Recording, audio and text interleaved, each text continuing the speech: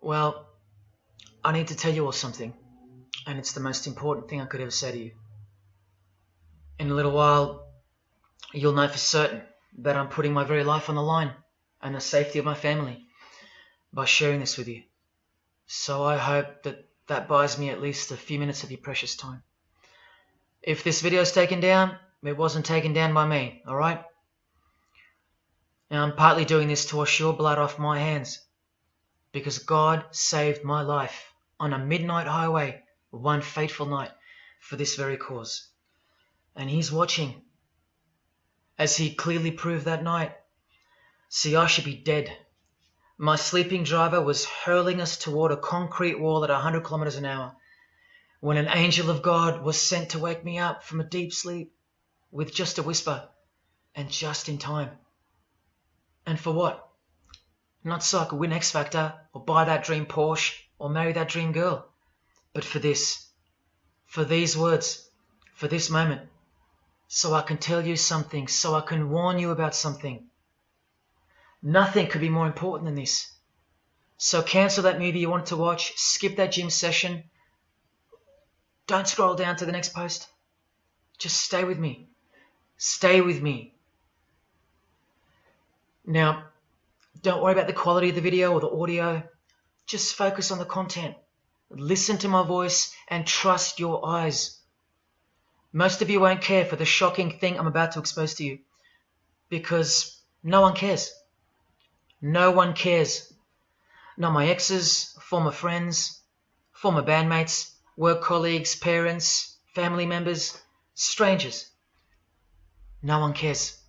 But still, I'm doing all this for one person. One single human being out there.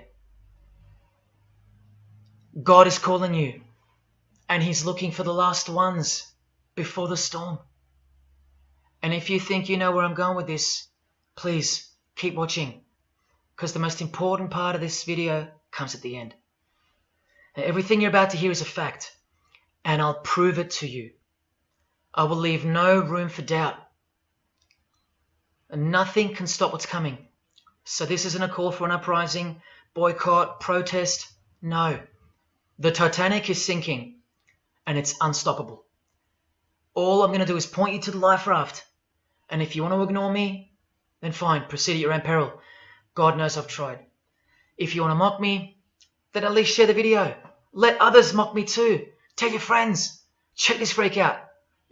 Anything to help me reach someone who has eyes to see and ears to hear. And like I said, in a few minutes, you'll know why my well-being is in danger, and that of my loved ones too. Now let me ask you something real quick. Who do you think, generally speaking, runs the world? What type of people are the leaders of our countries and corporations, and the rich and the famous too? I mean, like, are they Christians? Do Christians run the world? Well, no, of course not. Buddhists? No. Do Muslims run the world? No. What about atheists? It's got to be atheists, right? Because we've come such a long way as a society, and atheism is the rational state of mind for the modern type of person, right? No.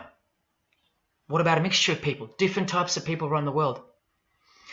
Let me tell you something. All the leaders from Africa to Europe to the Middle East, Israel, Syria, Iran, all the way to the Americas, all these people, and we'll get to the celebrities in a second, they're not atheists, Buddhists, or Muslims. No. What if I told you that they all belong to the same religion? A secret religion. One that none of them are allowed to talk about. One that you should worry about because it affects you beyond belief in ways that you never imagined. Before I tell you what this worldwide secret religion thinks of you and plans to do to you, let me tell you what this religion is. And how do I know about this religion? Because I used to belong to it. And today I'm renouncing it publicly, breaking my oath of silence, which they imposed upon me and every single other member during ceremonies under the penalty of death. That's why my life is in danger. Every person you're about to see has taken the same oath as I did, over and over, no matter where on earth they're from, including Scott Morrison, your Prime Minister and mine.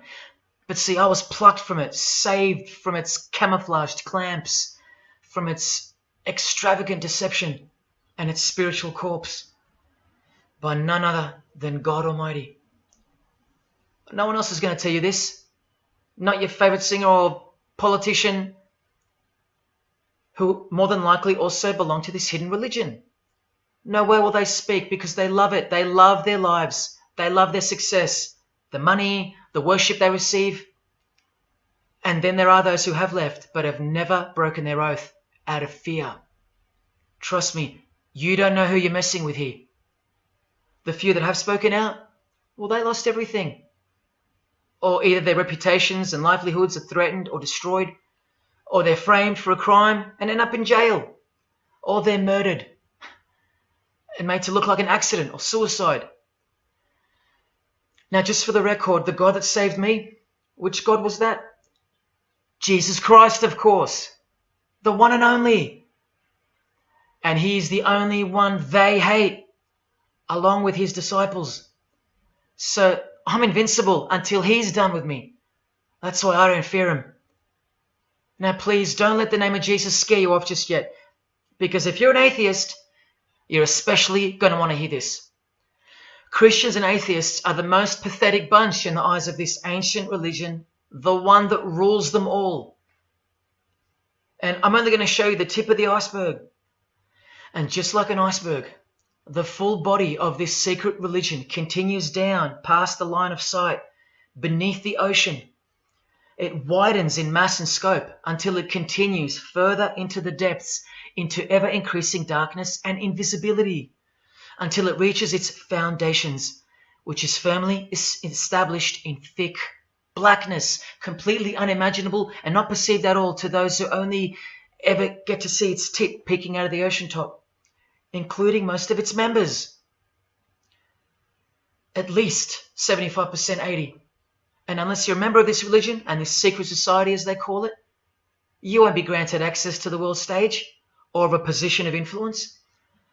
It's become a prerequisite for success now that they've gained pretty much full control and their members are in every place of prominence and power. So brace yourself for the truth that has been hiding in plain sight every day of your life, and for the mind-blowing, out-of-this-world climax to this video. Now look at this. There's a few different ways they display their allegiance. They don't do it often, and some don't do it at all. But most of them can't help themselves, because when they do it in public, it's a hidden statement, and that statement gives them a lot of satisfaction. The celebrities usually cover one eye, or hide it in some way, and obscure it, or emphasize it like this. Or they close one eye, or peek through it, through this hand gesture, all to highlight one single eye. It's called the all-seeing eye. Other times they'll just display a drawn eye somewhere, or a tattoo of it. The other method they use is what's commonly known as the hidden hand. Here, for example, River Phoenix is doing both, the hidden hand and the all-seeing eye, so you can see the direct connection between the two. But in the political world, usually it's done with the hidden hand, and of course, this. That's a secret handshake for the members of the secret one-eyed religion. We'll start with Scott Morrison here, hidden in plain sight as usual, for everyone to not see as usual. Look at the handshake. I was taught this very handshake, or grip as they call it, during my time in this great school of deception. Here's a picture of a normal handshake, and here's the secret handshake. Normal, secret. Now here's Scott Morrison with Daniel Andrews. Normal handshake, secret handshake. All of them are sworn to secrecy under the penalty of death. And remember, I'll prove it to you very soon. Here's former Prime Minister John Howard giving the secret handshake, and Kevin Rudd bowing down to this bloke in front of Julia Gillard. all of whom are members of the religion. And Tony Abbott, you'll see in a second, and he's Julia again. Now, I once heard Julia being asked in a brief interview on TV while she was the Prime Minister. The interviewer asked her, "What religion are you?" My ears pricked up as I was eating breakfast and I froze to hear the answer.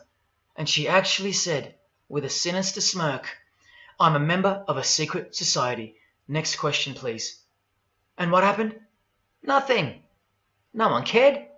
No one cared that the person who represents them just confessed that she's a member of a secret society, when the Australian society is at large the only society that should matter. And why is it a secret in the first place? I'll show you. Very soon you'll know their beliefs, and you'll know their master plan, and you'll know why they take such extreme precautions with such hideous oaths of silence under the unbelievable penalties, including death, to stay hidden from the public. So what's the name of this religion? Well, I'll tell you right now. But keep in mind, the magic word you're about to hear only hides the true religion inside of itself. That's how it's secretly flourished to spread like a cancer around the world. It's a religion within a fraternity. The name of the international fraternity, the one that camouflages, conceals, and cloaks the secret religion inside it, is this: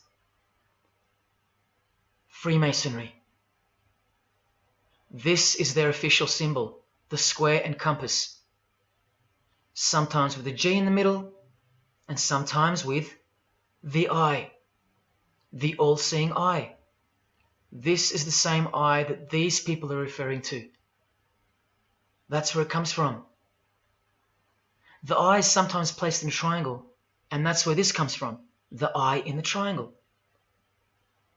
Here's Chris Angel doing it, standing also next to a mate with a square and compass shirt on. Not a coincidence.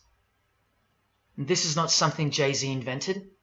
This is the religion Jay-Z belongs to, and proudly, as you're about to see.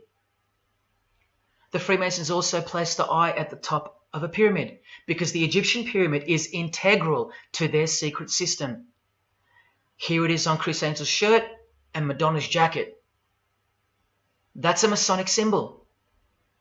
The Freemasons are sometimes called the Masons for short. It'll all come together and make sense really soon. Here it is hidden in plain sight at the Australian MTV Awards. And this is the MTV headquarters, by the way. Trust me, there's no doubting this. Here's the same eye in a pyramid on a Crowded House logo. Yes, initiated Freemasons. Here's the eye on the Harbour Bridge for a New Year's Eve gig. And I wonder what that eye could be referring to. So what's the connection? The religion is the connection, the secret religion. And you'll see. Prepare yourself for an incredible revelation and the amazing climax that comes at the end of this video. Now this is where the Freemasons are counting on you to lose interest, or roll your eyes and move on. Because in their beliefs, the uninitiated, meaning you, are ignorant and stupid compared to them. You're technically called the vulgar and the profane. Please prove them wrong. Prove them wrong. And stay with me just a little longer. Now the secret identity of this one eye lies in the heart of this religion that lives, breathes, feeds and grows deep inside of Freemasonry. And Freemasonry camouflages it very successfully. So it goes undetected and undisturbed until it ultimately fulfills a thing called the Great Work. That's what they call it. And they will succeed very shortly. Nothing can stop it now. And I think some of you can sense that something's coming. And who do we trust more than anyone in the world right now? This bloke. And there he is, giving the sign of the hidden hand in front of the whole world. The hidden hand sign is technically called the sign of the master of the second veil in Freemasonry. Veil, get it? Meaning hidden. Now, am I saying that this thing that's happening in the world isn't real? No, I'm saying this. Spoken like a true Freemason. And you remember this guy? A safe place and a dangerous place.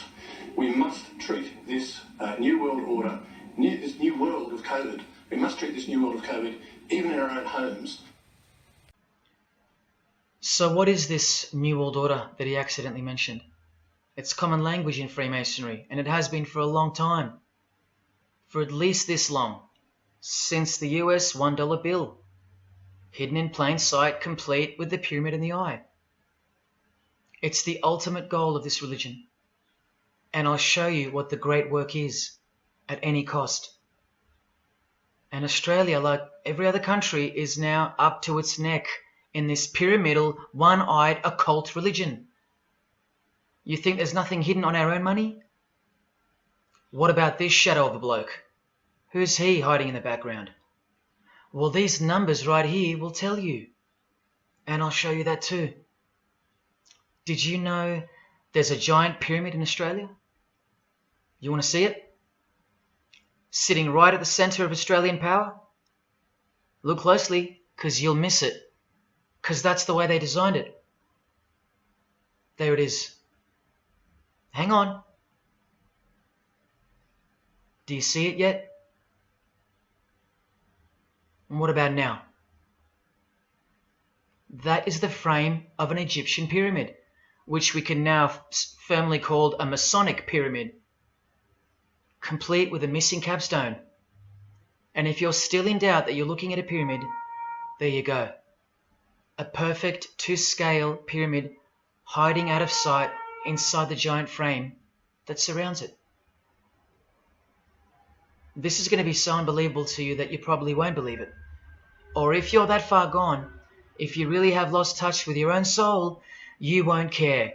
And you'll miss the opportunity to have your own eyes open first to the worst news and then to the best news you could ever wish for on this God-forsaken planet in which you're destined to lose everything you have and everything you love until eventually you lose yourself.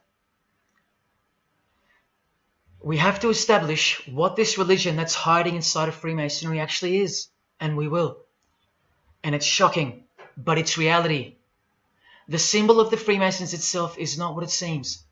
It's a squaring compass on the surface, but it conceals something that'll become obvious when I show you. But before we uncloak Freemasonry to see its true nature, its ugly face and its shameful nakedness, because I gave you my word that I'm going to prove it to you. This is the oath they have to take. This is the oath that I took. And your favorite actors and singers, just about all your heroes, just about, even some of your relatives, who probably have no idea what Freemasonry is or was, and why they took such gruesome oaths. So for those who are going to say, my grandfather was a Freemason and he was a great bloke, or don't the Freemasons run that retirement home? Just wait. Because I'm talking to Freemasons here as well. And don't you worry, they're going to come out of the woodworks. But they're all under the oath of secrecy. Don't forget that, no matter who they are. Adele, Neil Finn, Chris Angel, or Scott Morrison. The oath comes first. And here it is. This is taken from an official Masonic publication, not intended for the public. This is Duncan's Ritual of Freemasonry. In brief, I, of my own free will and accord, do hereby promise and swear that I will never reveal any of the secrets, arts, parts, point or points of the Master Mason's degree to any person or persons whomsoever. This I solemnly, sincerely promise and swear, under no less penalty than having my body severed in two, my bowels taken out and burnt to ashes, so no more remembrance be had of so vile and wicked a wretch as I, should I ever violate my Master Mason's obligation. So now you know what they think of me. I'm a vile and wicked wretch for breaking my oath.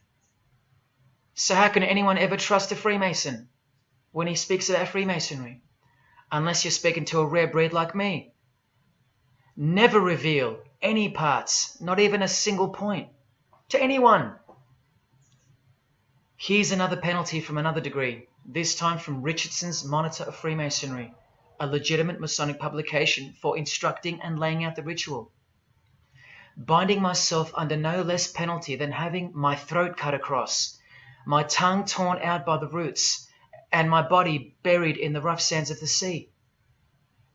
These are the penalties they swear to. And yes, the lodge has penal authority to execute. This is how they look when they're initiated. They have to remove all their clothing and jewelry, including wedding rings, crucifixes, the most meaningful things to them, no matter what. They have to go, because complete allegiance to the society is required. You're blindfolded at every initiation because you symbolize someone who lives in utter darkness before you receive the light of Freemasonry. And that light will become so obvious to you in a bit. The secret that is being unveiled by incremental degrees to the candidates in the lodge is staring us in the face in daily life. And that truth is pretty scary if all you know and all you have is this world. But they know much more than that. At one point, when the blindfold comes off, this is what you're surrounded by. Blokes dressed like this, holding swords to your face. And that's nothing compared to what comes later. So your own wife or daughter don't qualify for discussion in these matters, unless they too are initiated to the same level as you. So please don't tell me that your grandfather or your neighbour is a Freemason and that there's nothing wrong with Freemasonry. How would you know when they're under oath never to reveal anything to anyone? The whole successful system is constructed by the art of lying to the public and to their own members of lower degrees. And we trust these people? Now here are the illustrations for the signs and handshakes. And you only receive them after the oath has been taken. This is the sign you do upon entering and exiting the ritual room while facing the Grand Master. It stands for throat slit, and it goes like this. A continual reminder of where you are and what awaits you if you have a change of heart or rebellious spirit. And here you have the illustrations of the secret handshakes. Look familiar? And this is the sign of the Master of the Second Veil. See? Purely Masonic. You don't pick this stuff up off the street. Now this is how it's generally executed in the public arena.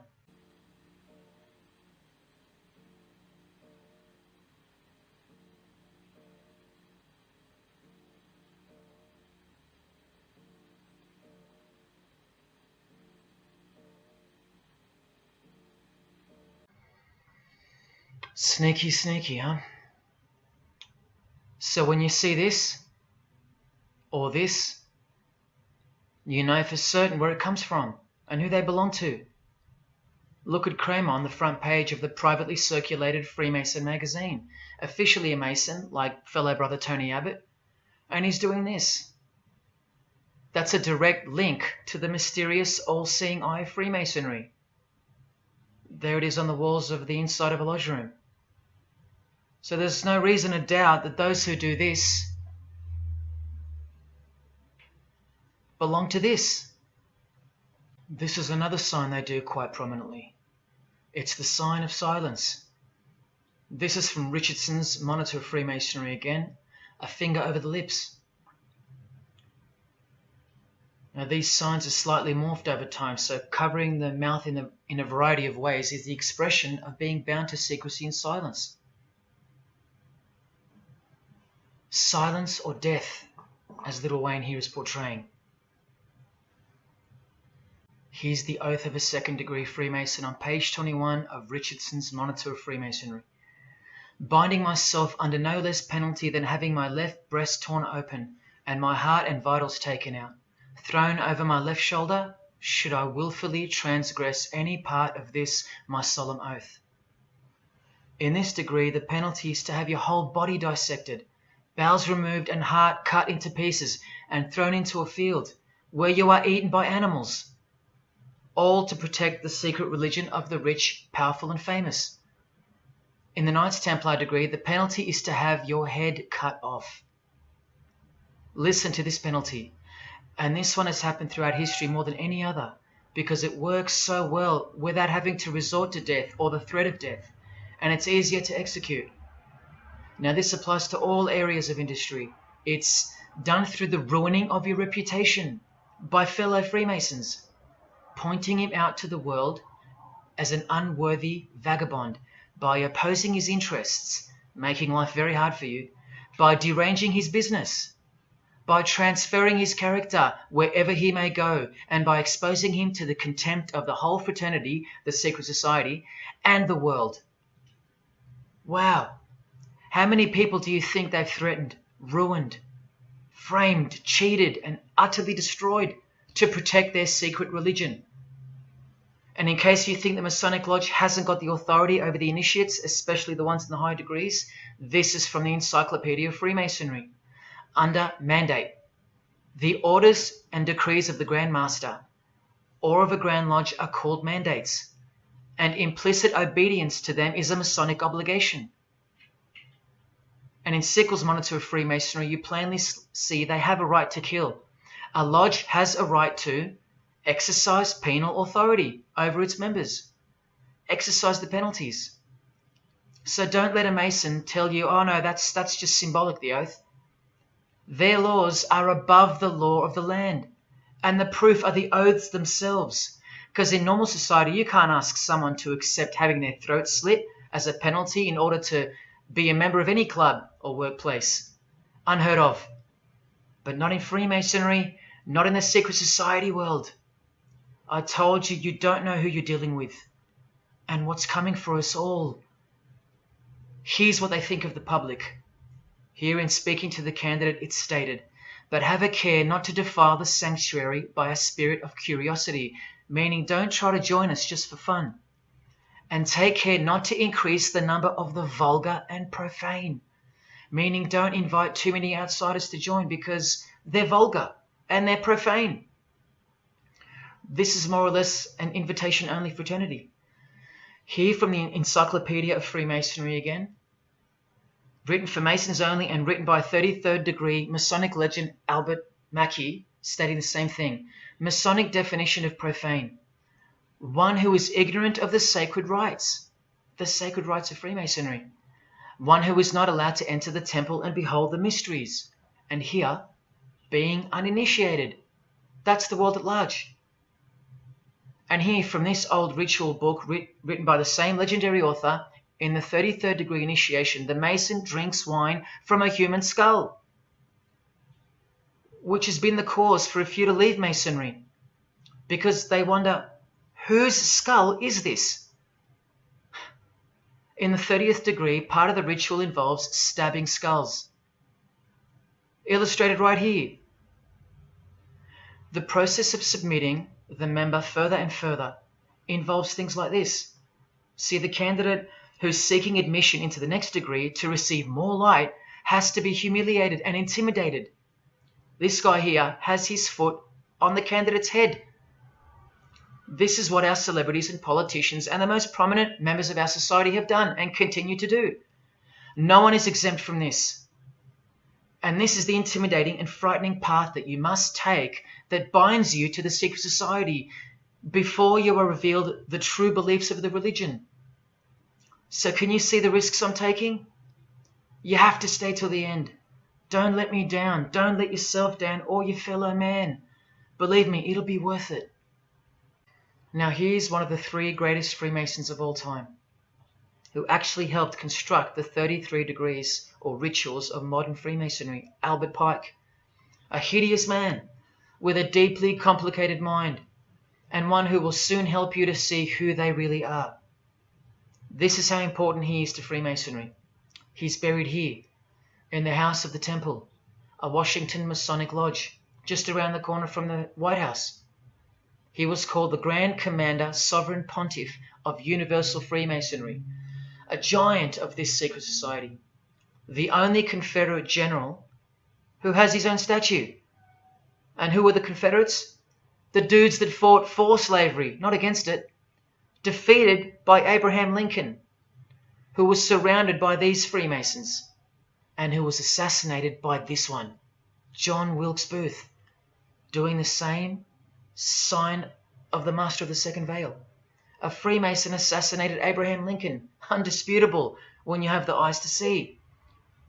Now, Albert Pike writes in his colossal work, which some refer to as the Bible of Freemasonry, called Morals and Dogma, and on page 113 he says, "What can there be in common between the vile multitudes and the sublime wisdom?"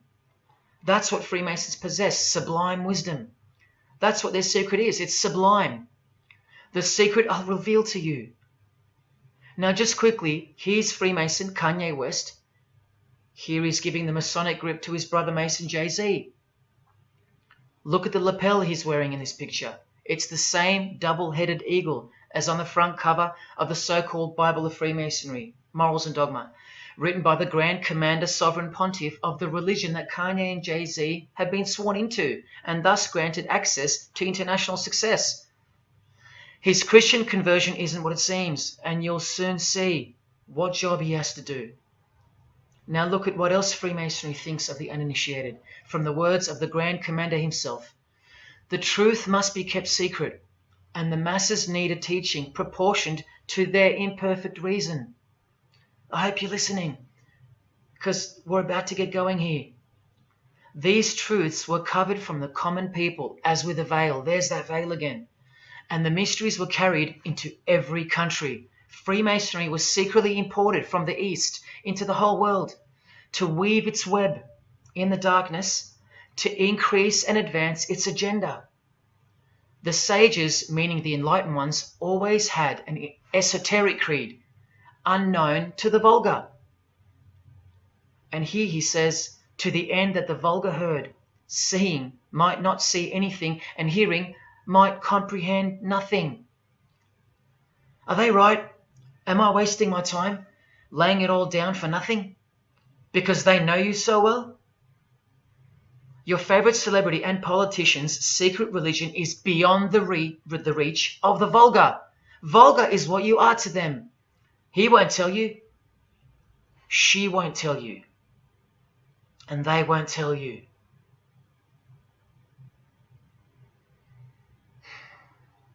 Because the other obscene penalties from the rituals of Freemasonry include having your ear and hand chopped off, or both hands, being hung in your own home, and my personal favorite, having the top of your skull cut off so your brain is cooked in the sun. Now, can you imagine what they're hiding? And then the ritual monitor goes on to illustrate the same secret handshakes and signs: hidden hand, sign of silence. These people mocking us, sometimes to our face with their symbolism, while we respect them, admire them, and sometimes even love them and idolize them. All of them partaking in the same initiation rituals, to belong to the secret society, a prerequisite for success, to belong to the religion that gives you everything you want, everything your heart desires, while the Gospels teach accurately that the heart is wicked. Now here is a practical example of how Freemasonry comes first, even above the title of president. Here's a portrait of George Washington doing the sign of the Master of the Second Veil, and here, Freemason, before and above president. And if you think that's just by chance that they put the word Freemason above president, then here, read this genuine quote from Harry Truman. This should tell you how deep the consequences of Masonic initiation go and what lies deep within. It's Freemasonry above everything else. There's the Queen showing her allegiance over and over. And here's the Queen leaving a very special hospital with a very special nurse. And this was the Queen's father, fully dressed in his Masonic regalia and that God-forsaken apron they wear, which also hides something, just like the square and compass. In fact, what the apron hides is what the square and compass really represents. And it's staring you right in the face. Can you see it yet? Prince Charles, handshake, hidden hand. Prince Harry, Prince William, And here is the Grand Master of English Freemasonry, Prince Edward, also in full gear. What a lovely looking chap. And now he's giving the Masonic grip in front of this stone that was placed there to memorialize his visit to Cape Town Lodge. And what about this guy? Prince Philip, husband of the Queen. Do you remember him saying this? Yeah, and here's the article in case you think he didn't. Initiated member. Do you slowly see what the Masonic mindset is? We are beneath them. And the craziest thing is, if they can turn you into what they think of you, then you deserve what's coming. It's a natural law. It's the law of nature. And I'll soon show you their real Bible, for lack of a better term, which justifies it all, and the one which guides their morals. And it makes a lot of sense, because the power of the deceptive phenomenon of Freemasonry lies in the fact that it contains real truth, intertwined with untruth. Now, this actual book that guides their morals and plans, it isn't written by hand, and it's been around longer than the Bible. So they think it's purer, sublime as they call it. And it's the foundation on which the religion is built upon. And that Bible, so-called, that unwritten Bible, is the key to unlocking its secrets. I'm going to hand you that key. And it's all going to come together like a flood. So they're going to own it all by their own words and actions. And they're going to introduce us to a new system of life, but only after a number of shocking events take place, which I'm so close to telling you about. But first, I have to tell you the name of the secret religion and the identity of the I. Now, for the few of you that think of hospitals and charities and nursing homes when you hear the word Freemason, a word which I soon hope to never speak again after this video, well, it's a front, a cover story, and like everything else in this presentation, I'm going to show you. This too is for the poor Freemasons that are going to have the call to make an appearance in the comments section trying to defend their beloved fraternity. This is 33rd degree Freemason Manly Hall, who was named Freemason of the Century by the Scottish Rite Journal in 1990. And you'd be surprised how many Masons haven't heard of him, because they don't bother entering the Masonic library and searching out the mysteries themselves. These same Masons think they know something, and they parade themselves on websites and social media, calling people like me, oh, he's just an anti-Mason, anti-Mason. Blind fools at best, deceivers at worst. Well, the Freemason of the Century wrote in this book, and in this chapter, Freemasonry is a fraternity within a fraternity, an outer organization, concealing an inner brotherhood of the elect, one visible and the other invisible. The visible society is a splendid camaraderie of free and accepted men and women, enjoined to devote themselves to ethical, educational, fraternal, patriotic, and humanitarian causes and concerns like hospitals and charities. But the invisible society is a secret and most august fraternity whose members are dedicated to the service of a mysterious arcanum arcanorum, meaning mystery of mysteries. Now I wonder what that could be. So once again, don't listen to the lost or deceptive Masons that'll come here trying to cheat you from the truth, telling you that I don't know what I'm talking about or calling me an anti-Mason. Because there you just heard it. There's a Masonry for the majority of Masons, and then there's the real thing, the secret religion, which should shock you when it's announced. These same lost or deceptive Masons also love to repeat, like parrots, that Freemasonry is not a religion. Well, what does the Freemason of the Century have to say about that? From this book, he writes, Masonry is essentially a religious order. Not just a little bit religious, but essential. And here, the iconic giant of Freemasonry says in Morals and Dogma, every Masonic lodge is a temple of religion, and its teachings are instructions in religion. So please, Sit down, Masons, because Freemasonry is a religion. And soon, I'm going to tell you what it's really called. Now look at this from the same book, and speaking about fellow Freemasons being initiated in the lodge room.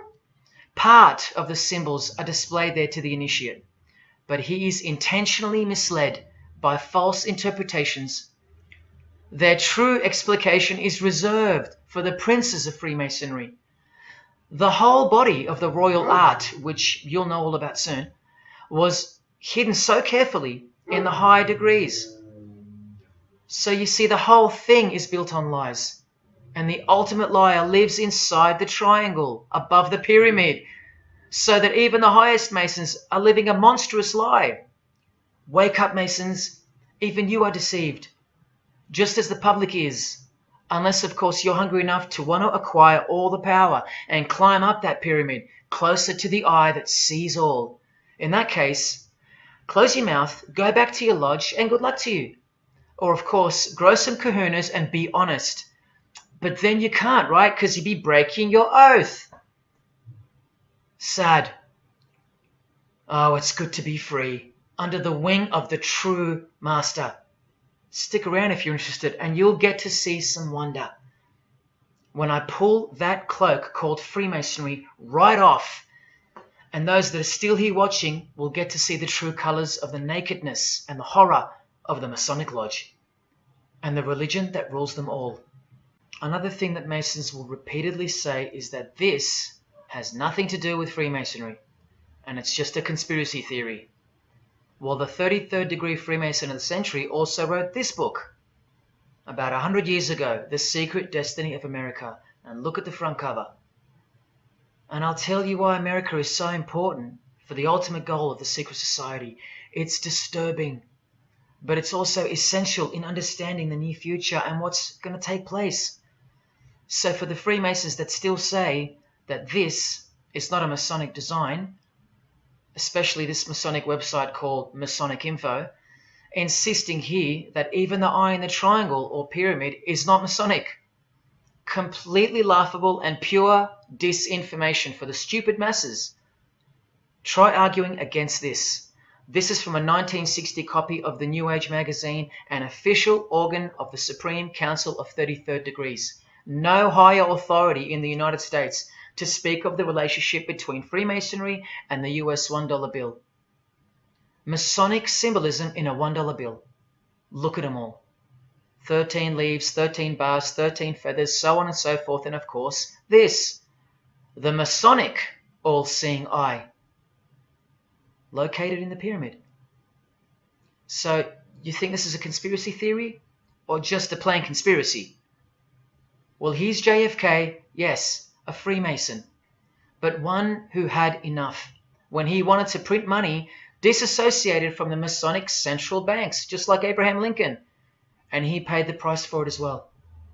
Listen to the speech we never hear about in school. More proof that they control the education system here and everywhere. Please, just have a quick listen to this.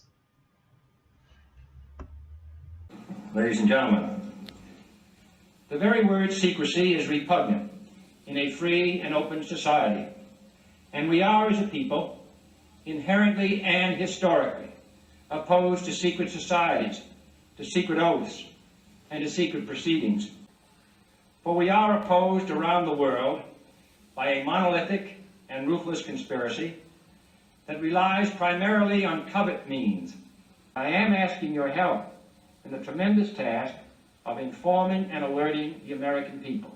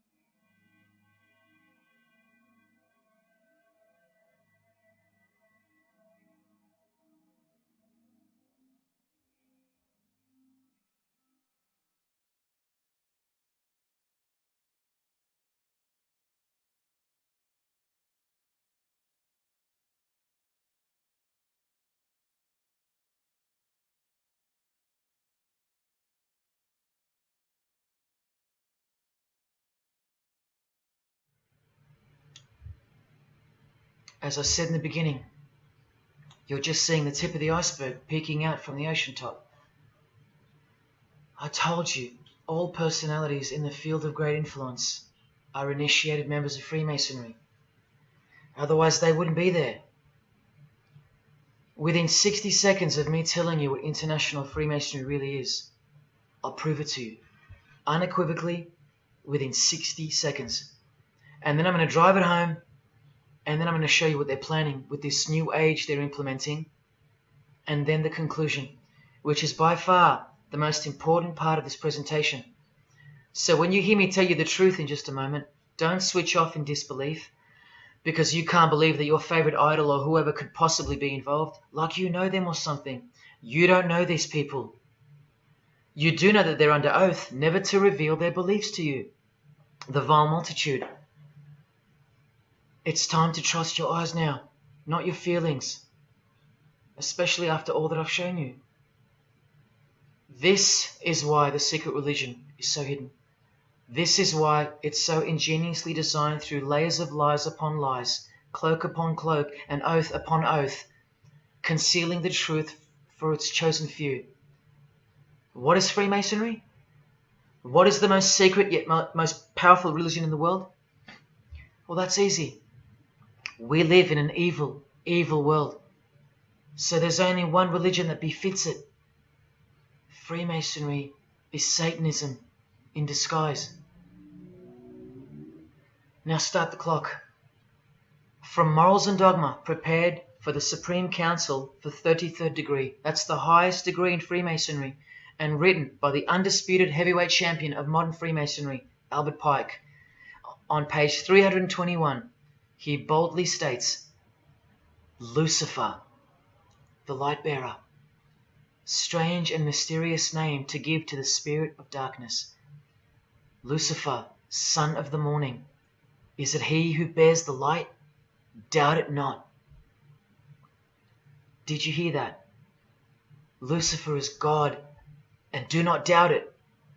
Come on now, stay with me.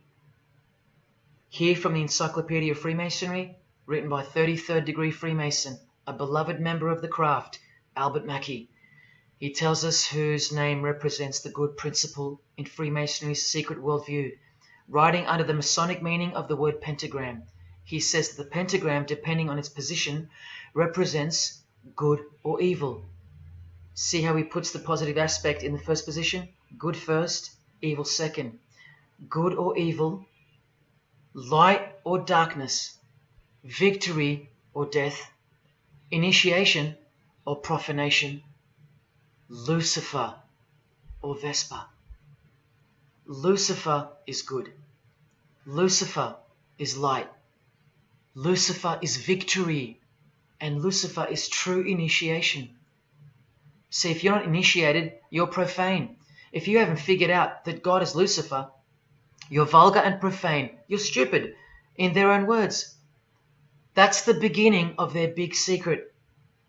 God is the devil, and we're already in hell right now. Now from the Freemason of the Century, Manly Hall, and this will make it 3 out of 3 legends of Freemasonry stating the same thing. In The Lost Keys of Freemasonry on page 76, when the Mason learns that the key to the warrior on the block is the proper application of the dynamo of living power, he has learned the mystery of his craft. The seething, surging energies of Lucifer are in his hands. Do you see? The world's hidden religion, with its universal one-eye symbolism, who was revealed slowly and by degrees only to its dedicated members, is Satanism, or Luciferianism as they prefer to call it. Now all the oaths make sense, don't they? Now all the rituals make sense. Now all the penalties make sense. And their secret signs and symbols and handshakes all make sense. While the bulk of Freemasons make the external image of the fraternity and know nothing of who rules over them and who or what they're protecting. But which craft do you think the Freemason of the Century is talking about here? Which craft?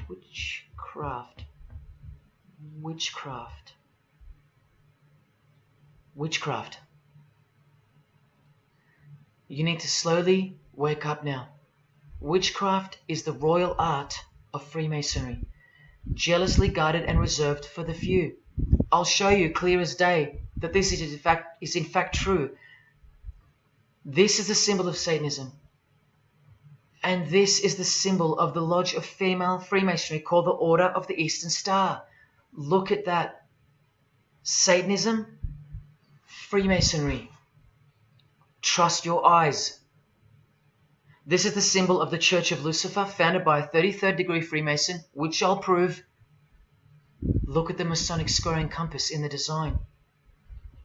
The Church of Satan and Lucifer, two sides of the same coin, nurtured and brought to an organized international level of power and influence by Freemasonry, in secret, and all done right under our noses. And if you think that your politicians or religious leaders or favorite idols can't be a part of this, you have to try and snap out of it, or suspend your everyday beliefs just for a moment, and I will clearly show you how it's not only possible, but it's actual. Please, I feel like it's now or never. If you don't get a glimpse of this now, then when? Who else is going to tell you this? When will you next be confronted with this? This is reality. And as much as you thought that ordinary people came into positions of power through hard work or concern for society or family connections, combined with brains and talent, that's not the case. That's the fantasy. This is the reality. They all go through Freemasonry. You think that Sam Worthington was so talented that he was picked over all those American actors to star in Avatar? Of course not. He was a Freemason. And so was the director, James Cameron, of the highest caliber. You have to remember that to them, Lucifer is good. Lucifer is the liberator. Jesus is the suppressor. Lucifer is pure love. Jesus is impure love. Lucifer left heaven for you. Jesus was crucified because he was a false Messiah. The world has always been deceptive, and we have been magnificently deceived.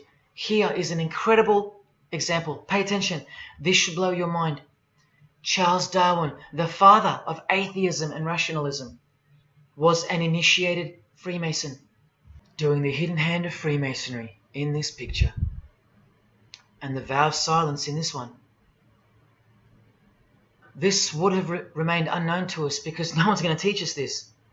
But now we have the tools to see his beliefs, not through his words, but through his signs and symbols. I told you they can't help but to show off their religions, because they think we're stupid, vile, and ignorant. And I've proven that to you as well. So once again, are you going to prove them right by switching off and ignoring this? Well, unfortunately, more than 90% of you will. What I'm giving you here is priceless knowledge, because no amount of money or success can substitute its importance. And I'm risking everything but my own salvation to share it with you. If only for the few of you. Think about what you've just seen here with Charles Darwin, because I don't know if you got it. You cannot be accepted as a candidate of Freemasonry unless you believe in a supreme being, as exemplified here with Phil Collins, speculated by some to be an atheist, but this seems impossible because being a Freemason, he has to believe in a higher power, or more accurately, supreme being, and I can personally vouch for that. And look here in the Masonic Oath itself. The candidate says, I will not aid or be present at the initiation of an atheist, a madman, or a fool. Freemasonry believes that to be an atheist is to be the equivalent of a madman. And they're right. Yet while they propagate atheism around the world, in universities and schools, Charles Darwin himself was a believer in an intelligent designer, a supreme being. He had to be, because he's a Freemason. And that intelligent designer that gave birth to us is named Lucifer in the highest degrees of Freemasonry. See? Never tell. He lied to you, because that's what Freemasons do. The whole thing is a giant lie that was carefully constructed by mutilating the truth, because mutilated truths make the most successful lies. This is the secret to their success, a lying tongue and a lying spirit from the 1st degree to the 33rd degree, to each other and to us. I've proven that as well. And what did Jesus, how did he describe their God? The father of lies. How accurate. The one who comes to cheat, kill and destroy. How accurate again when I tell you their plans. Look here, Charles Darwin is noted as an influential figure by the Satanic Temple. And proof for them, apart from the intelligent design that is all around us, that Lucifer is real and that he's the god of this realm, is the power of witchcraft or magic. Magic works because there's a hierarchy or a pyramidal power structure in the spirit realm, a realm devoid of any love for you. And these spirits can be conjured up and summoned by the practitioners of the royal art of Freemasonry. They ask for something in return, however. Listen to Bob Dylan, a Freemason. Hidden hand, one-eye symbolism. Out here doing these songs, you know, you're still on tour. I do, but I don't take it for granted. Why do you still do it? Why are you still out here? Well, it goes back to the destiny thing. You know, I made a bargain with it, you know, a long time ago, and I'm holding up my hand. What was your bargain? To get where I am now. Should I ask who you made the bargain with? with the chief commander. On this earth? And this earth, and then in a world we can't see. How does one communicate with Bob Dylan's chief commander, Lucifer? By the jealously guarded royal art of Freemasonry, witchcraft. This is from the Encyclopedia of American Religions. Secrecy is bolstered by a system of initiations and degrees, the Freemasonic system. The material which is kept secret is the magical knowledge of the group. This knowledge may consist of rituals and powerful magical formulas. Do you think J.K. Rowling isn't a Luciferian? In this article, J.K. Rowling reveals the inspiration behind the Deathly Hallows symbol. And what is it? The Masonic squaring compass, with the one eye that all the celebrities mimic. That's the inspiration. They're all members of the secret society. If you think that doesn't prove anything, here she is with her new tattoo. It says Solve Coagula. Also a song title by fellow Freemason Marilyn Manson. And where does it come from? Here, the Baphomet. The image of Lucifer as conceptualized by another Freemason, Eliphas Levi, in his book, The Doctrine of Transcendental Magic. This horrid thing, with breasts, a penis, and a goat's head with 2 horns, has these words written on its arms, Solve Coagula. The impact of the meaning of these 2 words should disturb you to soberness when I tell you about them.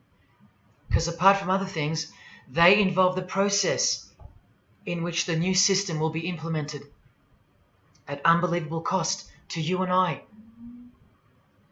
Here's a statue of the Baphomet at the temple, Satanic temple, complete with 2 little kids admiring it. That's J.K. Rowling's religion, Satanism. The secret religion for the highly evolved and the highly successful. Welcome to the real world. The same Masonic author writes in The Doctrine of Transcendental Magic, in the ceremonies practiced at reception by all secret societies, there are found indications of a doctrine which is everywhere carefully concealed, and that is witchcraft. And in his History of Magic, he tells us it is the royal art. And that's what Freemasonry calls it. And where did he get his inspiration for the Baphomet? From the Knights Templar, another secret society who were banned, and some of its members were executed in the 1300s for glorifying evil, as it's openly stated here in the Satanic Rituals. And where do modern day Knights Templars reside now? Within high degree of Freemasonry, right here. Again from the encyclopedia, and listen to this. The continuing impact of speculative Freemasonry, which means modern day Freemasonry, provided fertile soil in which new magical orders could grow. Magical orders, meaning other branches of secret societies, of which Freemasonry is the umbrella Because Freemasonry is the king of secret societies. Just like JFK tried to tell us, it's the prestigious channel that one must go through. And it is the reason that the oldest religion in the world has made a colossal comeback and is now on the brink of success. Which, as I said, nothing can stop now. And again from the encyclopedia, the groups wear ritual garb and meet in magical lodges. And where do Masons meet? In the Masonic Lodge. Like here with a magical pentagram on their checkered floorboard. Are you believing your eyes? Or are you making excuses? Here's another statue of the Baphomet at a Satanic temple doing the sign of the horned god Lucifer. The hand sign mimicking the horns on his head. And of course the upside down cross. And here's Barack Obama doing the same sign. And the sign of silence with a twist. Who do you think he's mocking here? You and I. But mainly Christians. Because Christianity is the one force that has stood between you and the inconceivable horror that is awaiting us and is on its way. Here's an article on Barack Obama, and that's his hands adjusting his presidential seal. And there's his Masonic ring, and the sign of the devil's horns, over and over. Freemasonry and Satanism are intertwined. Look at these Masonic politicians throwing up the devil's horns. George W. Bush. Look how sneaky and sinister the look on his face is here. And the manner in which he's delivering the sign. In front of the whole world. Is he a fan of rock music? Is he saying I love you in sign language for the deaf, like some people like to say? This is his fraternal order called Skull and Bones, also known as the Order of Death, where you lie naked in a coffin with what's called a temple prostitute during initiation. Clearly a Masonic order, with this guy displaying the hidden hand of Freemasonry. In Stanley Kubrick's last movie before his death, he's telling you that all prominent members of industry, including politics, as the movie goes on to show, are members of a satanic secret society. In it, he shows the members engage in an orgy and feast after the ceremony of dedication to their horned god. To identify which secret society he's referring to, he leaves the clues in the artwork. Not once, not twice, but 3 times. The One-Eyed Religion. And who do you think the title of the movie is dedicated to? None other than the stupid, ignorant, and uninitiated masses watching the movie. And you know it now. He knew that when we'd leave the cinema, we'd be commenting on the performance of Tom Cruise, or giggling about the orgy scene, or just being disappointed because the movie went too long, or some other meaningless critique, with eyes wide shut. Look at the cover of his other movie, A Clockwork Orange. The eye on top of the pyramid. And on his shirt, the word devil in Italian. Let me take it up a notch, in case this isn't registering. Listen to the founder of the Satanic Church, Anton LaVey, tell us in his book, The Satanic Rituals, which is a companion to the Satanic Bible, Masonic orders have contained the most influential men in many governments, and virtually every occult order has many Masonic roots. This is back in 1972 he said this. Now 40 years later it should read all governments, not many. And why is the founder of the Church of Satan talking about Freemasonry, the most respectable and charitable fraternity in the world, that no one seems to talk about and that we never hear about in school? This is why. Because the Satanic ritual is a blend of Gnostic, Kabbalistic, Hermetic, and Masonic elements. That's crazy because Freemasonry is a blend of Gnostic, Kabbalistic, and Hermetic elements too. Any Masonic writer will confirm that. But how can that be? Because Freemasonry is Satanism in disguise. On page 106, every rite of the Black Order employed Masonic principles. Every rite of these Black Orders, one of which was called Freunden von Lucifer, which translates to Friends of Lucifer. And guess what? There are numerous manifestations of Satanism in Masonic ritual, including the goat, the coffin, and the death's head. Please awaken, O sleeper, and let the glorious light of the truth dawn upon your sleepy eyes. How did Freemasonry get away with this? Just like Jesus, the greatest enemy of theirs, said they would, by dressing the wolves as sheep.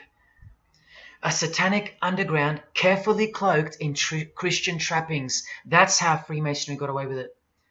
We can't find out about it because they run the media and the education system clearly.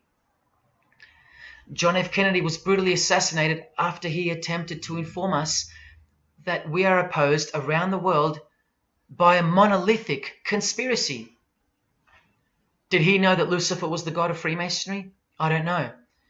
The Grand Master of my lodge, who was the mayor of the city, was a 32nd degree Freemason. That's one short of the top, one short of the true beginning of the secret religion, and he had no idea what Freemasonry really was.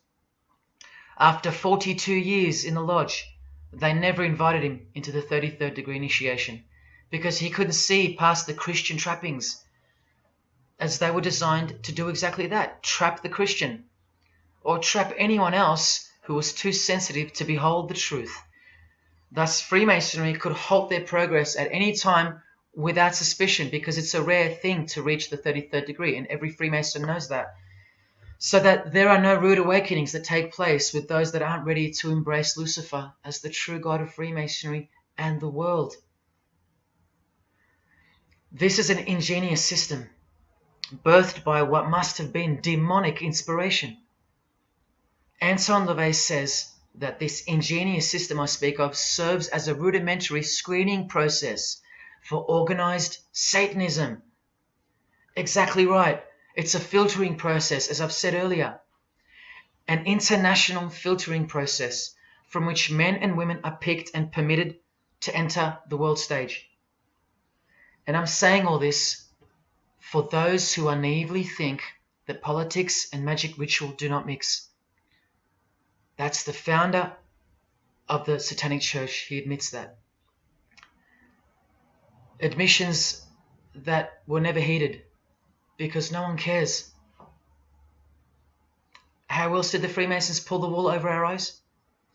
The companion to the Satanic Bible tells us that as well. By filling the world with fools. And who's the biggest fool in the eyes of Freemasonry? An atheist. From the Encyclopedia of Freemasonry. One who does not believe in the existence of God. Such a state of mind can only arise from the ignorance of stupidity. All this time, you're laughing at Christians, and the Freemasons are laughing at you. Here's Brad Pitt, wearing his Masonic ring and covering his eye. Now here's a genuine quote from Brad Pitt, the Freemason. In short, I could really try on something different for myself. That was Satanism. It's working out really well. I made a pact. That's why. You don't believe him? Bob Dylan does. And the hand sign they all do. Allow me to show you what it symbolizes. And now that you know what you know, it should make sense to you. It stands for 666. Yes, indeed. Satan's number, foretold by Jesus Christ. Now just hang on, let me prove it to you. Here it is for all to see on this shirt design, worn by Guns N' Roses guitarist Slash. See the I in the middle of the 6? Repeated 3 times. That's 666. In this one, the design in the shirt is clearly demonstrated by the person wearing it. Another example, the hand sign with 3 6s on the shirt. Here's a movie poster, the hand sign and the 6 on his lapel. Connect the dots. Here's Don Cheadle, the hand sign, and here he covers one eye with the dice. What's the number on the dice that he holds toward the camera? 6. There's literally 3 6s that manifest in the hand sign itself, like this. That's why they do it. Here's Drake with the most obvious example, holding up the hand sign with the all-seeing eye of Lucifer on his bicep. And here, blatantly connecting the 6 to the hand sign on the artwork to one of his songs. The hand sign over one eye, obviously signifying a 6. This is proof. The number is mystical and it's grounded in reality, and it's related to sex rituals within witchcraft. You'll see, I'll show you. But if that's not enough, there. Drake is clearly intending that hand sign to be a way of communicating the number 666. A hater of Christianity and Jesus Christ. But I wonder why. He has everything he desires. Christians aren't suppressing him. He doesn't hate Buddha or Muhammad. None of them do. No. Jesus is who they hate. But they protect Freemasonry by communicating its presence in their lives, not by word, but by symbols and signs. Disciples of Lucifer. While you don't believe it, they take it very seriously, and they mock you by displaying it in your face. They know the truth. The chief commander, the one at the top of the pyramid, is Satan, the god of this world, just like Jesus told you who he is. Britney Spears doing the 666 over the eye, and look at this. The devil's horns while she wears the seal of the US $1 bill, designed by Freemasons. You know why now. You just have to stop denying it. Freemasonry is Satanism in disguise. This is how they tell you. Let's go to Britney's close friend, whom she tongue-kissed in front of the world, sexualized as these people are, and for all the girls out there to be inspired and corrupted by. Madonna, wearing the same Masonic design as Britney. 666 hand sign, the one-eye symbolism, and the vow of silence. The vow of silence with her fellow practitioner of witchcraft. The Masonic eye in the triangle behind her, and now the upside-down cross of Christ on her outfit. A member of the secret society who hates Jesus with a passion, as you can see here with Lucifer, the god of Freemasonry, giving her oral sex. Deep despisers of Christianity. Are you wondering why yet? The sign of the devil's horns here, meaningfully placed and done with precise intent, like with all of them. And here teaching her poor children to follow in her footsteps. Truly only God knows how many young people she's perverted in her career, all orchestrated by Freemasonry. Here's the founder of the Church of Satan again, Anton LaVey, showing the horn sign. The horned god of the witches, as illustrated by Una Woodruff in her book Witches. And here, with a member of the Agora sect of Hinduism partaking in a ritual of the oldest religion of the world. She's drinking blood here from what? A human skull. Sound familiar? That's right. That's what all the high-level Freemasons do, except they use wine, until they themselves are invited into the secret religion.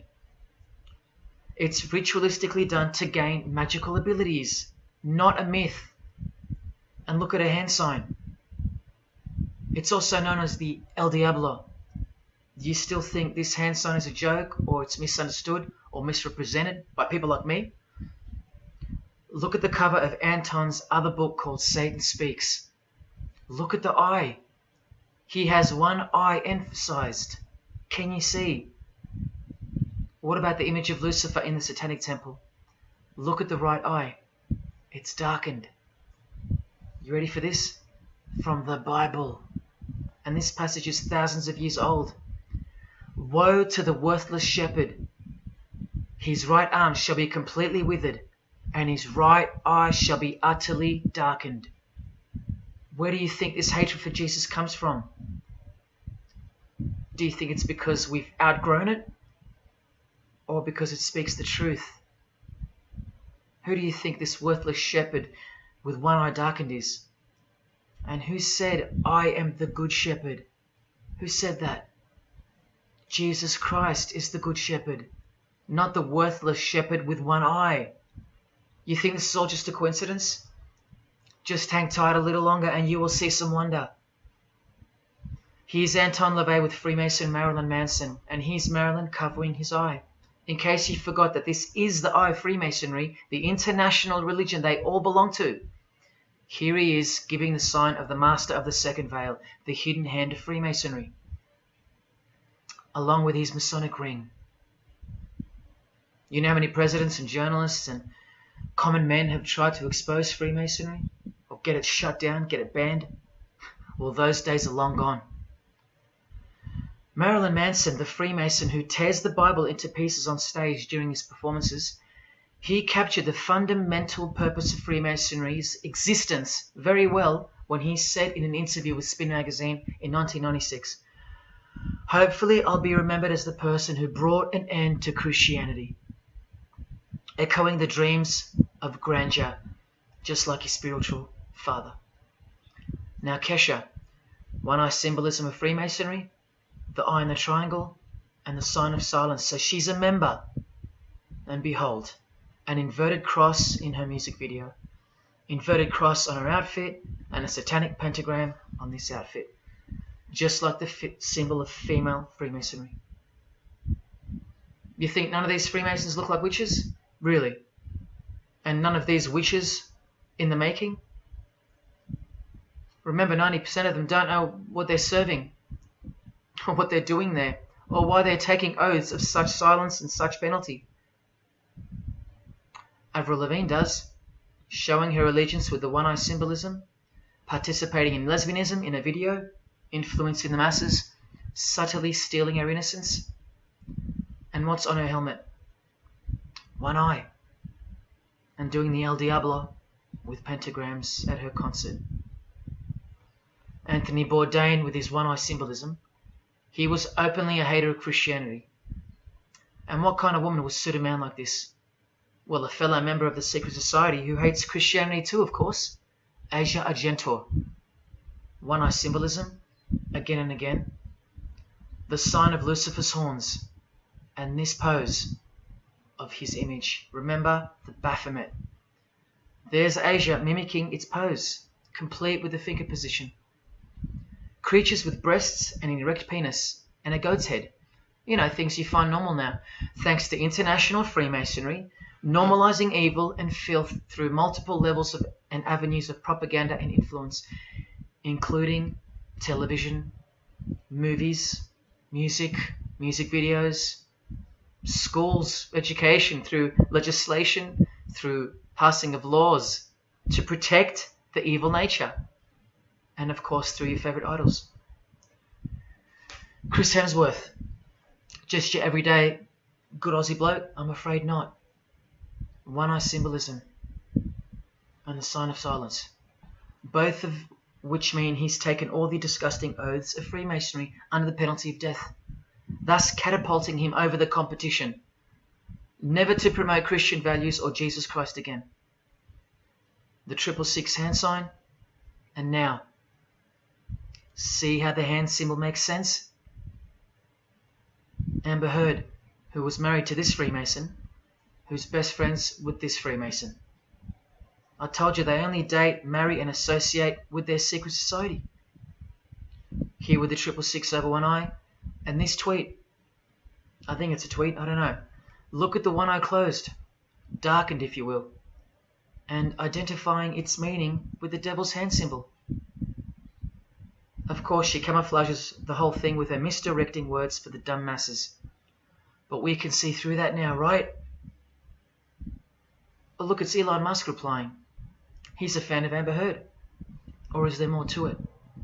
Good sign, he says. The sign of the devil's horns. The fertility god. The sex god. That's what he's referring to. Why on earth would he point that out? You know why. But to be sure, let's go to his wife or girlfriend, Grimes. One eye. And whose eye is it? You know that too now. The god of this world, who hates Jesus Christ just like she does. 2 inverted crosses of Christ and the pentagram. And what about Elon's mother? Of course, all members of the secret society. Most of us who never even knew it existed. Blink-182, initiated member with some of his secret brothers from the lodge. Vow of silence. Sign of the devil. Cyndi Lauper, all-seeing eye. Vow of silence. the sign of the god of this world. Christian Bale, who thanked Satan at an award show, doing the sign of the master of the second veil, the hidden hand of Freemasonry. Ashley Tisdale, all-seeing eye, social media post, and hanging out with her boyfriend, who proudly wears the Satanic cross. You think they belong to the same religion? Of course they do. Bonnie Wright, one eye and the Satanic horns. John Cleese, I include him here because he's a well-known hater and mocker of Jesus Christ and Christianity. He got rich off it, and he's a proud Freemason, showing his allegiance. Motley Crue, Nikki Sixx, Tommy Lee, Vince Neil holding a cross upside down, and their album cover. Secretly Freemasons under oath while promoting Satanism in the open, doing their job and influencing the masses to hate Jesus and Christianity and to live a life of sin through seduction of their music. Secret Society member Jimi Hendrix hiding one eye and telling you about the secret powers of music. Nirvana, Kurt, bass player Chris, Dave Grohl, Dave and Jack Black making the sign of the pentagram, a geometric tool used in the magical curriculum, and Dave wearing his upside down cross. Hard to listen to all those beautiful songs he's written now. Courtney Love and her daughter glorifying the symbol of Satan, and Nirvana discovering something on a road trip while covering some numbers up. Proud Satanists, all secret Freemasons. Here's Quentin Tarantino. Now that we know what we know, can you see through this picture to reach its true meaning? The all-seeing eye, whose identity is revealed by the hand gesture, which is 666, with the vow of silence and throwing up the devil's horns, which I hope you can finally see means something. Share. Can this get any more obvious now? The sign of the vow of silence being made with the sign of the devil, telling you that the secret which isn't to be spoken of is Lucifer, right there in front of you. Speaking through signs and symbols, like Confucius said, signs and symbols rule the world, not words nor laws. Cardi B, I just want you to see a few connections between the one-eye symbolism, the 666 hand sign, and the horned God symbol. Eddie Izzard, all-seeing eye, hidden hand, and mimicking the horns of the Masonic God. Oh, but men love the darkness rather than light, as the scriptures put it so solemnly. Look at how precise that statement is. With high-ranking Freemasons loving the darkness so much that they define the darkness itself as light. Watch. In MasonicWorld.com, an article by worshipful master John Alexander, who has journeyed from the lower degrees to the high and sublime degrees. This is the religion of our leaders and celebrities, so listen. He writes, every ritual from the high and sublime degrees that I've ever read contains the statement, I beg you to observe that the light of a Master Mason is darkness visible. I put it to you, brethren, that this is the most accurate description of Masonic light that you will ever find. Think about what you just heard, because this is what they learn. Masonic light is darkness. And this is before they enter the real religion of Freemasonry, Satanism. That's why in the high degrees the ritual states to the candidate, I beg of you to observe, meaning to ponder, to contemplate what they mean by the statement. My 32nd degree Grand Master, he never understood. And they don't push you, remember? It's all a screening process to weed out the weaklings who can't handle the truth. The truth that this is how the all-seeing eye sees things. Evil is good and good is evil. Look at what he says immediately afterwards. In keeping with our normal Masonic practice of burying our important truths deeply, the ritual sets out to immediately disguise this truth. Usually people bury their lies, but Masons bury their truths. Because their truth is that God is the devil and that we are in hell. So everything has to be flipped on its head in order for things to make sense in this place, where lust creates life, where might is right, where compassion is weakness, and of course, in order to succeed. Look here, with another Freemason of the highest degree, Helena Blavatsky. She writes in her book, The Secret Doctrine. Doctrine means belief. So the book is called The Secret Belief. The Secret Belief of Freemasonry. She says, the sons of God, of whom Satan was one, all those spiritual beings were called angels of darkness, because that darkness is absolute light. Do you see how far they go to protect and glorify the darkness? Because men love darkness rather than light. If these were just randoms next door or some minor cult, I wouldn't be telling you about them, and I really wouldn't care this much. But these are not randoms. These are our heroes. These are those who have crept into the power structure very slowly since 1717, when the first Masonic Grand Lodge was organized, to overthrow Christianity and the world. These are those who we admire, trust. And these are those who have perverted our culture with one hand, the hidden hand, while upholding it with the other hand. So you can never call them out, because they run charities, nursing homes, and children's hospitals in the open, while they propagate smut, violence, debt, and of course atheism in secret. While a plethora of everyday distractions are endlessly supplied to us through entertainment and news, plowing through our lives. That's political Freemasonry, politicizing everything, including entertainment, supplying you with their heroes and their idols. And now that 95% of the world have been spiritually disarmed by thinking, oh, the world is a good place and Jesus is a myth, they've rigged our infrastructure and they're about to bring it down so they can build up their new world from the ashes. A completely new system of life on this planet is coming. I promise you that. In a book called Satan's Master Plan, LaVey affirms his commitment to destroy Christianity. Now check out Anton LaVey, once again in perfect parallel with Freemasonry, stating in the Satanic Bible, waiting at the darkness visible for that bright and morning star. Bright and morning star being a reference to Lucifer.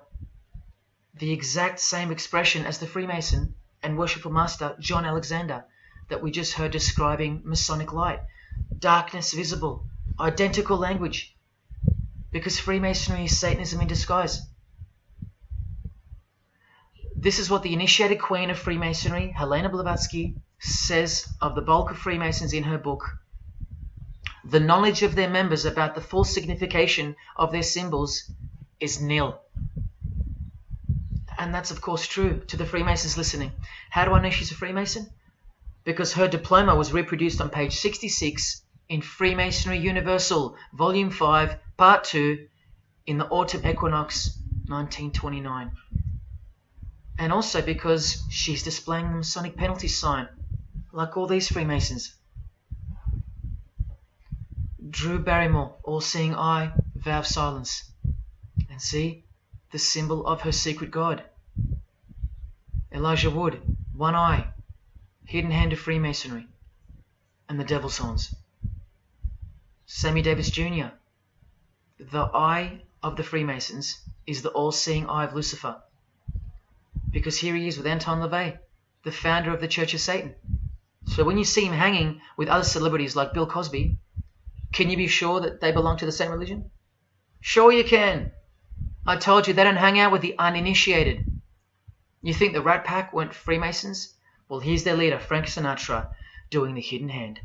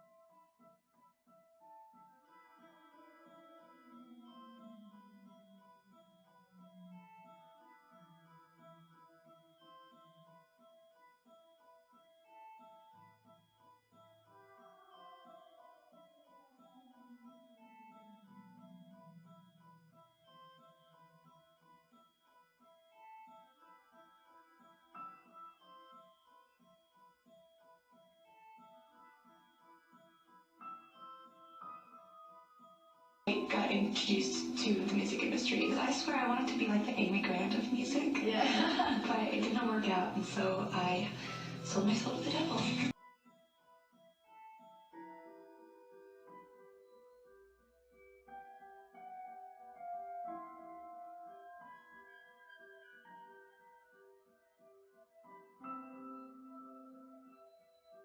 On that, how do you consider maybe doing more acting? I only had a few lines.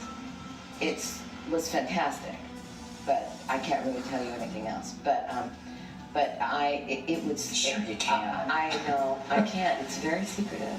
It's a very secret society.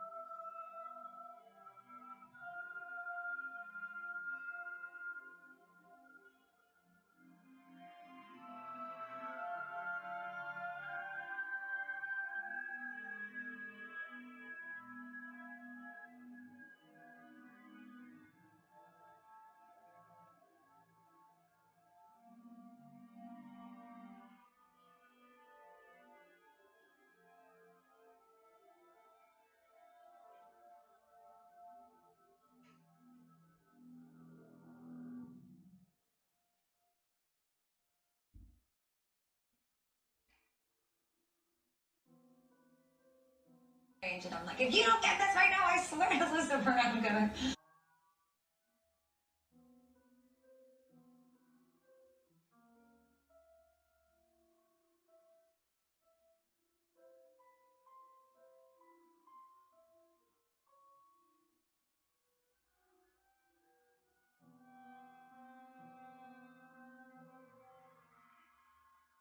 poker facing with your sexuality. When I was making love to my old boyfriend, I used to think about women sometimes. Oh, good Lord. I'm sure he was delighted when you told him. Oh, good Lord. I'm sure he was delighted.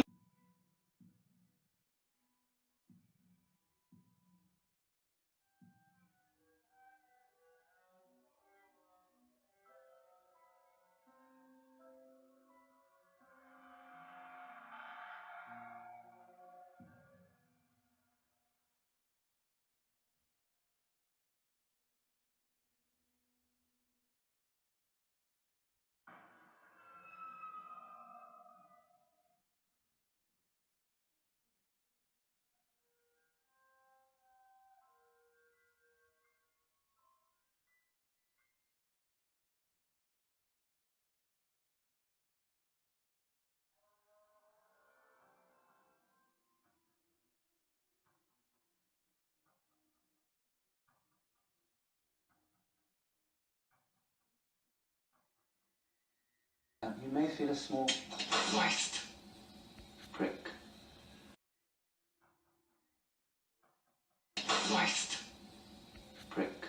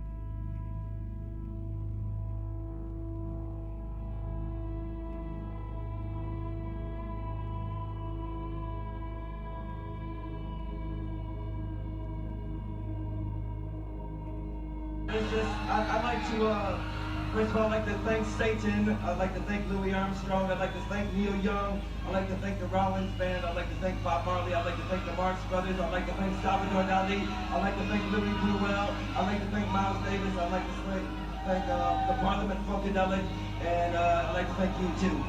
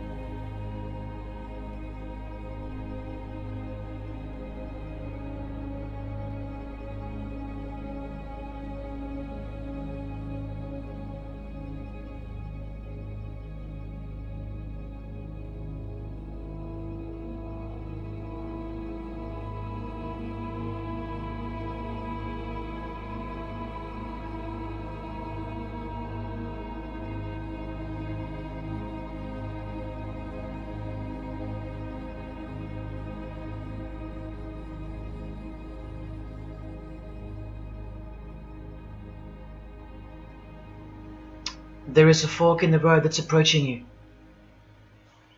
And you can stay on the path which curves to the left by denying the existence of Satanism in the fullness that you've been shown. Or you can surrender to the truth and take the right-hand path. Now, where that road could lead is the sweetest risk you'll ever take. Are you still pretending that this one-eye religion of Freemasonry isn't Luciferianism?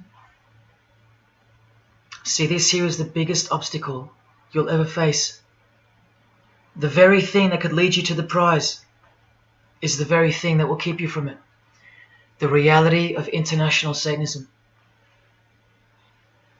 In the shadow of Christianity, Satanism has always been there. With every church that sprung up, so did its invisible enemy, the Satanic Church, growing out of sight and out of mind from this to this. And Christianity has long been deprived of its power, as clearly demonstrable by the absolute lack of preaching against the institution of Freemasonry. Satanism's magic cloak, Satanism's magic trick, that's Freemasonry. And how they are laughing for now. So Freemasons are now at the helm of the power structure of society, which means Satanism rules. And they're making their move for the new order of the ages. Are you that besotted by this evil world that you'll even deny the existence of secret societies? And what about the American president, John Kennedy? Was he just a nutjob like me? Warning us about an international secret society with an international secret plot. A Freemason trying to tell you and the world about Freemasonry. Shot through the head. I've shown you who they are. I've shown you how they successfully operate with degrees of initiations and horrific and illegal oaths of secrecy. And I've shown you why they are a secret society. I've proven it to you.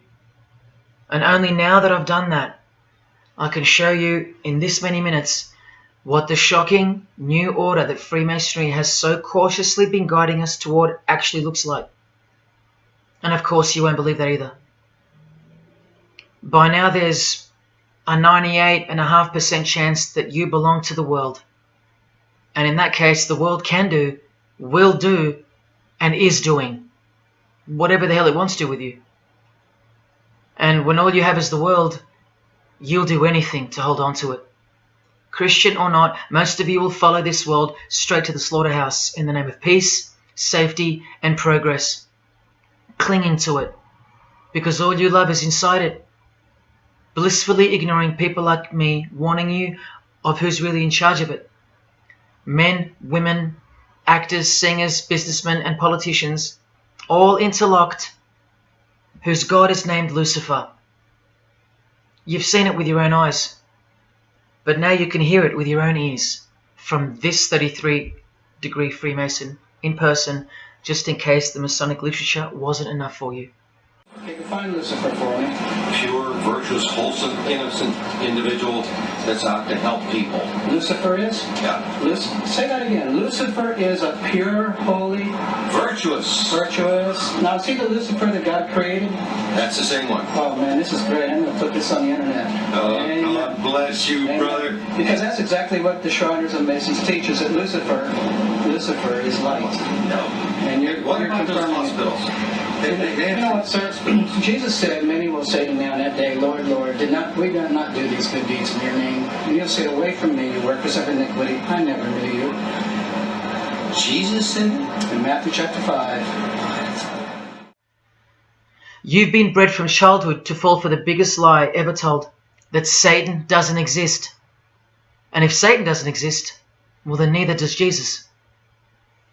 And while your heroes and idols know full well that they do exist. And when I say you've been bred from childhood, I mean just that. Walter Disney was a high-ranking Freemason. He's a Masonic stamp dedicated to him, and he's very exclusive Club 33, which stands for the 33 degrees of Freemasonry.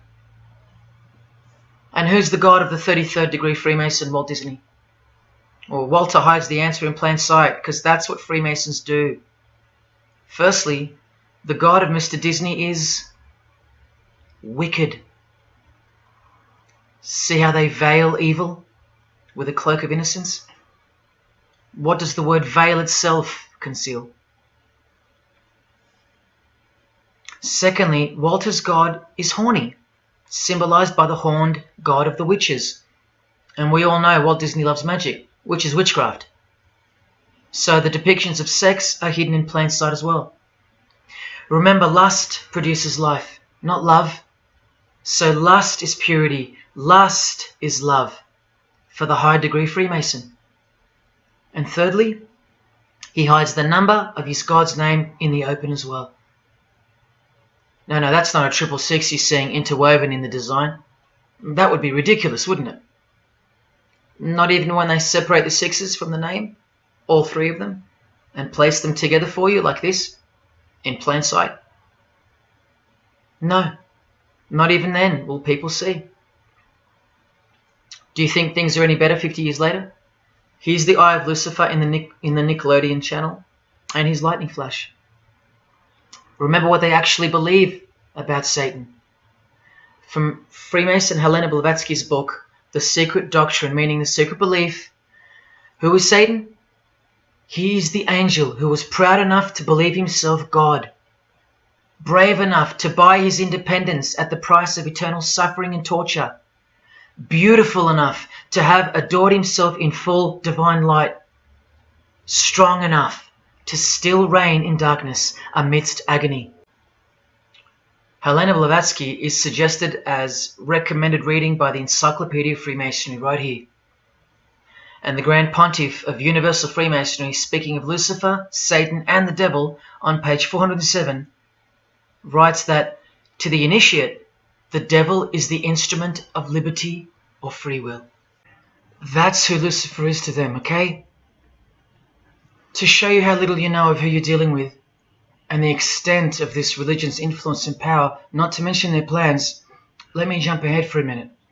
Watch this. This is Lucius Trust. The Lucius Trust is a non-for-profit service organization incorporated in the United States in 1922, and their objective, from Lucius Trust website, dedicated to the establishment of a new and better way of life for everyone in the world based on the fulfillment of the divine plan for humanity. The divine plan. A new way of life. Like a new world system. Like a new order. Now you want to see who they work for?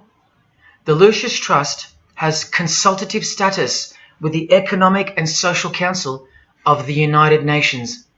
The United Nations, the UN. They consult the United Nations of the world. They advise the United Nations of the world. Now look at this. The Lucius Trust's publishing company was founded in the early 1920s as Lucifer Publishing Company. The Lucius Trust says that the name was probably chosen to honor Lucifer. What on earth does a modern day consultant to the most powerful and progressive force engaged in uniting all nations under one banner, the UN, have to do with the fallen angel of the Holy Bible? The one that Jesus Christ told us would manifest on earth as a world ruler, to deceive the whole world into a new world system. Yes, that angel. Why on earth would they honor that angel? Well, that's easy. They were founded by Freemasons. Incorporated into the United States by Alice Bailey and her husband Foster. Well, here's a book written by Foster the Freemason, The Spirit of Freemasonry, published by Lucius Press, also known as Lucifer Publishing. And one last thing, if you dig a little, you'll find an article on their website, The Esoteric Meaning of Lucifer, on a modern company website with consultative powers to the United Nations of all things. Wow, I really hope you're seeing this. In the article it states that the Baileys had enormous respect for H.P. Blavatsky, who stated in her renowned occult book, The Secret Doctrine, on page 245 in the chapter called Holy Satan. It is Satan who is the God of our planet and the only God. Then the article goes on to say that the Baileys sought to elicit a deeper understanding of the sacrifice made by Lucifer. Everything has been reversed. Evil is good, Jesus is the enemy, and Lucifer sacrificed himself for you, not Jesus Christ, the one who washed the feet of his disciples and the only one they fear. Modern progressive atheists do not influence world events, people. Satanists do. Remember the goal of the Lucius Trust? The fulfillment of the divine plan for humanity. Yeah, the divine plan exposed by Jesus Christ in the Gospels. Hence their war on the Bible and the abolition of it from the school system and even from modern Christian churches who dare not preach from the book of Revelation. Your most highly evolved and contemporary leaders of society secretly believe that in the theosophical perspective, the descent of these solar angels was not a fall into sin or disgrace, but rather an act of great sacrifice. They believe in the fallen angels and their revolt against God as revealed in the Bible, led by the devil, the chief commander of Freemason Bob Dylan, remember? These people make contact with these fallen angels, with the royal art of Freemasonry called witchcraft. Please stick around, let me show you that. How many solar angels does the Bible say followed Lucifer out of this heavenly realm?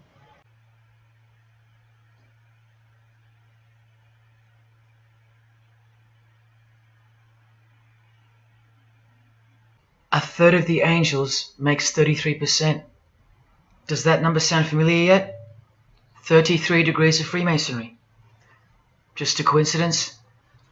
From the Gospels again, which expose these people every time. Do not let anyone who delights in false humility and the worship of angels, and who has access to some visionary world, beguile you, trick you of your reward. You still don't believe that the false humility of the charitable fraternity of the Freemasons is behind it all? Well, Blavatsky also published a magazine called Lucifer with a woman named Annie Besant. And here's a letter written by Annie herself with the official Masonic letterhead. And here Annie signs off as a 33rd degree Freemason. Printed also in the left-hand corner, Annie Besant, 33rd degree, and a member of the Supreme Council. Undeniable and undisputable. Please don't make me prove it to you over and over. Have you caught a glimpse of who you're dealing with yet? They're all Freemasons, high-ranking. And they're all buffeted by a plethora of Masonic dupes who don't know any of this because they can't decipher the symbols and they don't care to try. They're proud and boastful and defensive of their beloved fraternity, in which they get to rub shoulders with the most important people of their suburbs, cities and towns, and in which they got on their knees to take blood oaths of death, calling other old decrepitated men worshipful master. Yet still they think it's innocent and has nothing to hide. Delusional and lost, almost beyond hope. Some of them still think it's a Christian organization, just like the founder of the Satanic Church described. What do you get when you carefully conceal Satanism with Christianity? You get Freemasonry. People, Satanism is at the core of our world, and it is behind the new order that will be implemented soon enough. It will be all done through deception. You'll be tricked. Remember how I told you that the all-seeing eye sees that we're in hell? Well, the massive witch and Freemason Helena says so right here. Satan is the minister of God, Lord of the seven mansions of Hades, the angel of the manifest worlds. Hades means hell, manifest worlds means earth. This is who you're dealing with. This is the religion and the beliefs of the rich, powerful and famous. And yes, politicians. Do you want to go back to sleep? You can sleep after this. Or wait till I show you what they're going to do to you, coming up in this many minutes. For those who simply refuse to believe that Bono or Scott Morrison or Prince can be Luciferians because they all go to church, let me show you another Masonic ritual they do. And this is before Satanism or Luciferianism is revealed to the candidate. And then you tell me if Bono or Scott are capable of secretly believing in Lucifer. It all starts here with the Masonic apron. Different kinds signifying different grades. Have you guessed what it's hiding yet? The genitals. Pretty obvious. Like everything else they hide, once you can see. The genitals are the true working tools of a Mason. Freemasonry is foundationally a sex cult, like Satanism, because it all starts with sex, doesn't it? Life itself starts with sex. So the mystical force of the true God of Freemasonry hides in the hidden part of the human body. That's the Holy of Holies, covered by the Masonic apron, the seat of God, the seat of Lucifer. See here with Satanist King Diamond's artwork? The eye is attached to the horn god, but look at where the eye starts, from the waist down. That's where the apron of a Mason begins. And the one eye of Freemasonry is also the one eye of the penis, where life generates and springs forth. See the openly hidden secret of the Masonic square and compass now? You're looking at the sex act. That's the female in missionary position, and that's the male mounting her. The sex act. And the eye in the middle, with these emanating rays, is the orgasm and the ejaculation of the penis. See life shooting forth. That's how they see the sun and the earth too. The sun is the visible penis of their true God, shooting forth life continually. The light itself is the mystical sperm of the God of this world. The sun and penis generate life, while the earth and female womb produce life. The letter G, when replacing the I in the middle of the square and compass, stands for generation, sexual generation. The practical aspect of Freemasonry and Satanism's religion is that of a sex cult. You see Rod Stewart telling you he's a Freemason? By displaying the hidden hand of Freemasonry, also known as the Master of the Second Veil, and look at his other hand, taking the Masonic apron's place for covering his penis, which is the Holy of Holies, the seat of God for the Mason. And from the Grand Pontiff of Freemasonry, Albert Pike, hence the significancy of the phallus, the penis, or of its inoffensive substitute, the obelisk. Straight from the horse's mouth, the erect penis graces us, or should I say disgraces us, with its presence in every country in the world, marking its territory. The Masonic obelisk in our face, everywhere, making its bold statement, yelling, screaming in silence. This is another reason why we're considered the ignorant and stupid masses. Another example of hidden in plain sight. And here's an erect penis on the front page of the female Freemasonry magazine, The Eastern Star. I once stood in front of this obelisk in Sydney, and I must have asked 30 people what they thought it was. Not a single one of them knew. To the Freemasons of the higher degrees, the whole universe is in fact one giant and continuous sex act. This is the structure of Freemasonry. You can take this path to the top or this path. And way up here, you have the Order of the Mystic Shrine. The Mystic Shrine is what's found behind the Masonic apron, because that's where life comes from. That's the Mystic Shrine. You have to be a 32nd degree Freemason to be asked to join the Order of the Mystic Shrine. And then, once you're inside, you can be invited to join this order, the Royal Order of Jesters. See, Freemasonry is like Russian dolls, and Satanism is at its center. Look at some of the pins and lapel designs for the Order of the Jesters. You can only join them unless you're at least a 32nd degree Freemason. Sex and debauchery. Erections. The adoration of the phallus. Masturbation. Devils. Demons. Fallen angels. This one here, mocking holiness, reference to the anus, and sodomy, anything to mock the Bible. This disgusting one has King Momus sitting on a female's face, and hidden in plain sight is the square and the compass, for those who have eyes to see. Bestiality, yes indeed. this bagpipe player has an erection and the sheep is running away scared. Self-explanatory. This character has an emphasized eye, if you can see that, and the skull has an emphasized eye also. The wink and the one eye of the Indian.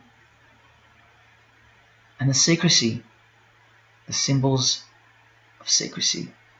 On the far right here, the monkey covers his groin area, symbolizing the Masonic apron, and the black and white dogs, well, they symbolize the checkered floorboard of the Masonic Lodge, which is sexualized male and female principles, the horned god, where evil and good don't exist.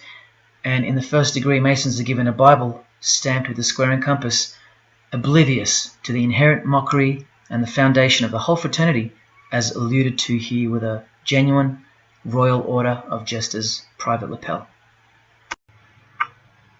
This is a certificate that a Jester receives after his initiation, and you see here their patron is named King Momus, and he was a god, or a daemon, which is a variant of the word demon, who was expelled from heaven, as the legend goes.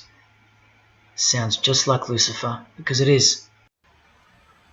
Did Freemasonry disassociate themselves from the tax-exempt branch of Freemasonry known as the Jesters? Well, no, they didn't, because, I mean, this is rare footage of an event within the lodge.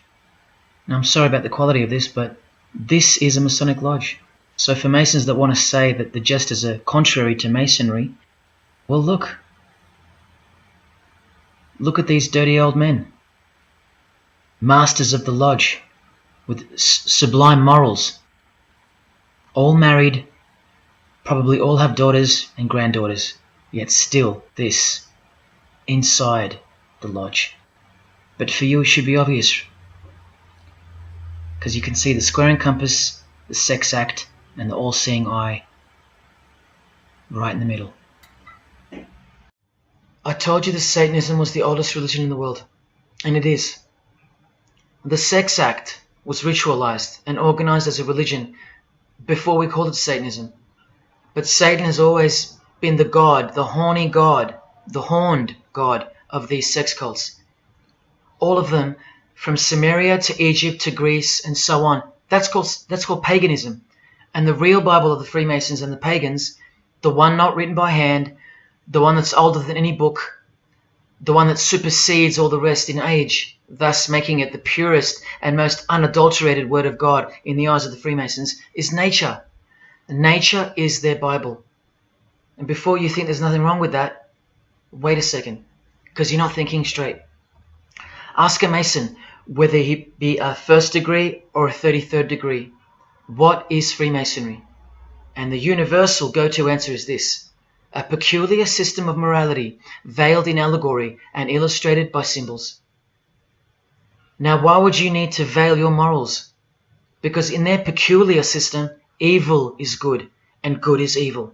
That's Satanism 101. A peculiar system of morals. That should tell you something. That should tell you everything. Why would your morals need to be a secret? Because their deeds are in fact evil. Glorifying the laws of nature, where cruelty and self-obsession are virtuous characteristics. That's nature. Nature is as cruel as she is kind. The checkered floorboard, where everything is legal. It's Christianity that lives in reverse. The first shall be last. Love your enemies. The meek shall inherit the earth.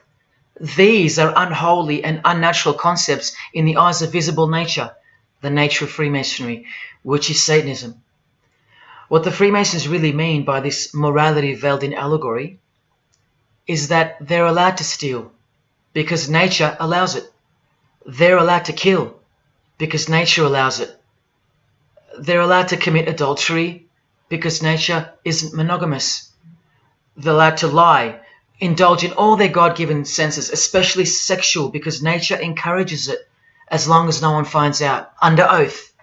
Jesus said, narrow is the road that leads to life, and broad is the road that leads to destruction. The Freemason of the century says, no true Mason can be narrow, for his lodge is the divine expression of all broadness. Because broad are the divine laws of nature. While they glorify those laws, Christianity breaks those laws.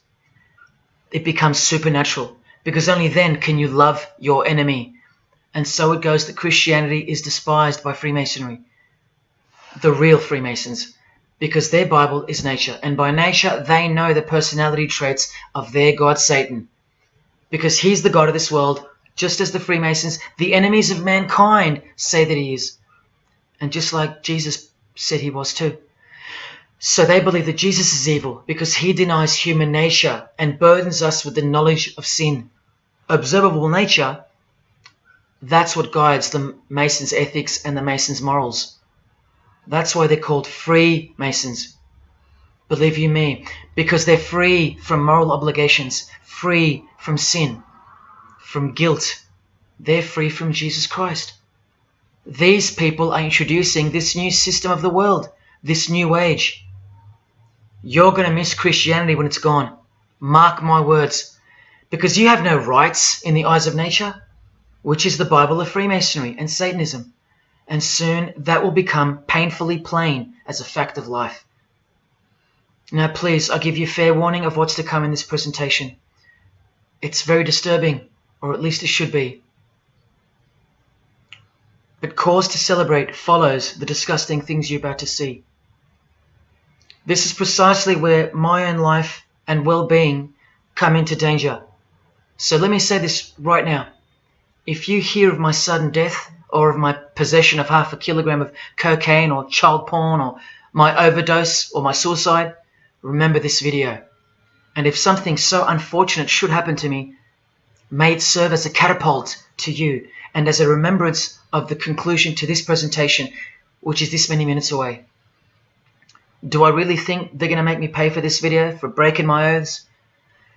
Well, seeing as people are so far gone, lost in the illusion that secret societies have constructed around you and inside you, and seeing as they can simply pull this video down, close my account and whatnot, no, I don't think they'll come after me. But if they do, let me say this to the Grand Lodge that orders my demise right now. Jesus wins. So in saying all that, here we go. Is Scott Morrison a Satanist? I'll let you answer that. Here is a ritual that Scott and every Freemason from this guy to this girl have performed. There is one Masonic apron you'll never see being worn. This one. And when I bumped into it, I thought it was a fake. Until I found this in Richardson's Monitor of Freemasonry, official Masonic literature, written for Masons only. On this page, what is that head doing there? You'll find out in a sec. Let's read the description of the apron worn in this degree. Speaking of the initiates, it states, they wear white aprons sprinkled with blood red and lined and bordered with black. On the flap of the apron, a bloody arm holding a dagger, and on the apron, a bloody arm holding a bloody head by the hair. Now this is why there's an illustration of a decapitated head. And this is going to become to a bone-chilling conclusion. So during this ritual, the candidate removes the blindfold and discovers a basin of water with a tumbler beside it. He is also astonished to find a human head lying on the floor. The master of ceremonies returns and directs the candidate to take up the knife in his right hand and the head in his left. Yes, this pope, this rock star, this pop star, this actor, this actress, and this beloved Prime Minister. This is what they've done. All of them, hands down. And you thought all you needed to be is talented to succeed? No, you need to belong to the secret society called Freemasonry. And believe me, when you belong to them, you belong to them. Now you tell me, can these people end up believing in Lucifer? Is that really a stretch? Carrying around a bloody head? Swearing to have your brain cooked, tongue torn out from the roots if you ever reveal anything? No, the stretch is that you think they couldn't believe in Lucifer. That's the stretch. Lucifer, the one who sets you free, remember, from sin by sinning. Can you now see the bloody spirit of Freemasonry lurking behind the veneer of charity and the veneer of Christianity? Because Scott Morrison goes to church, apparently. The Pope is a Christian, apparently. But look at these people. So-called Christians, or Christians, gathered around a giant erect phallus in the middle of the Catholic square. This is Freemasonry, the demolition of morals, the creation of hypocrisy, and the demolition of true virtue. These minds are directing the future. Now, to be fair, I don't know if these heads are real heads. I never got that far to find out. But I will tell you this. All the skulls they use they're real. All the skeletons they use they're real. And they run every single noteworthy funeral home in Australia and the world. I know that personally and for a fact. Once again, you are only seeing the tip of the iceberg, because I can't bring myself to tell you about what I really know of the rituals that come after the 33rd degree Freemasonry. For as much as they celebrate life in various grotesque ways, they also celebrate death in ritual form, which are the things I can't speak of to you.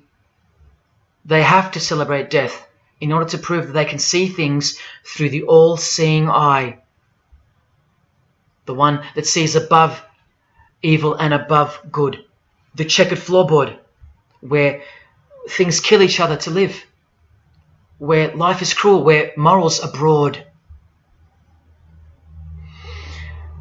There is no sin, there is only nature. See, these Masonic rituals are designed to desensitize the candidate further and further in preparation for the raw truth of Satanism, the truth which is plainly stated by the Grand Pontiff of Universal Freemasonry. Lucifer is the light bearer, and that you should doubt it not, from their own literature and from their own mouths. Until finally the candidate's introduction into the royal art of Freemasonry, witchcraft, the ancient craft. Why do you think that witchcraft has disappeared? It never disappeared. It was hidden, forced to go into hiding by the appearance of Jesus on the human scene. Another reason why he's passionately hated, and soon him and his ways will be done away with in this new world, and so will your rights. You still don't believe me? You're still doubting all the evidence, like the Freemasons are counting on you to doubt? Well, remember from the Encyclopedia of American Religions, the continuing impact of speculative modern Freemasonry provided fertile soil in which new magical orders could grow. Watch this 2-minute clip. I can vouch for every single thing you hear come from the former Masons' mouths. In the initiation in Freemasonry, we had to be recommended by another Mason. Well, in order to join witchcraft, you have to be first screened. You have to be recommended by somebody currently in witchcraft. Well, when I was initiated, I was blindfolded and bound by a rope, and on your bare chest was thrust the point of a spear.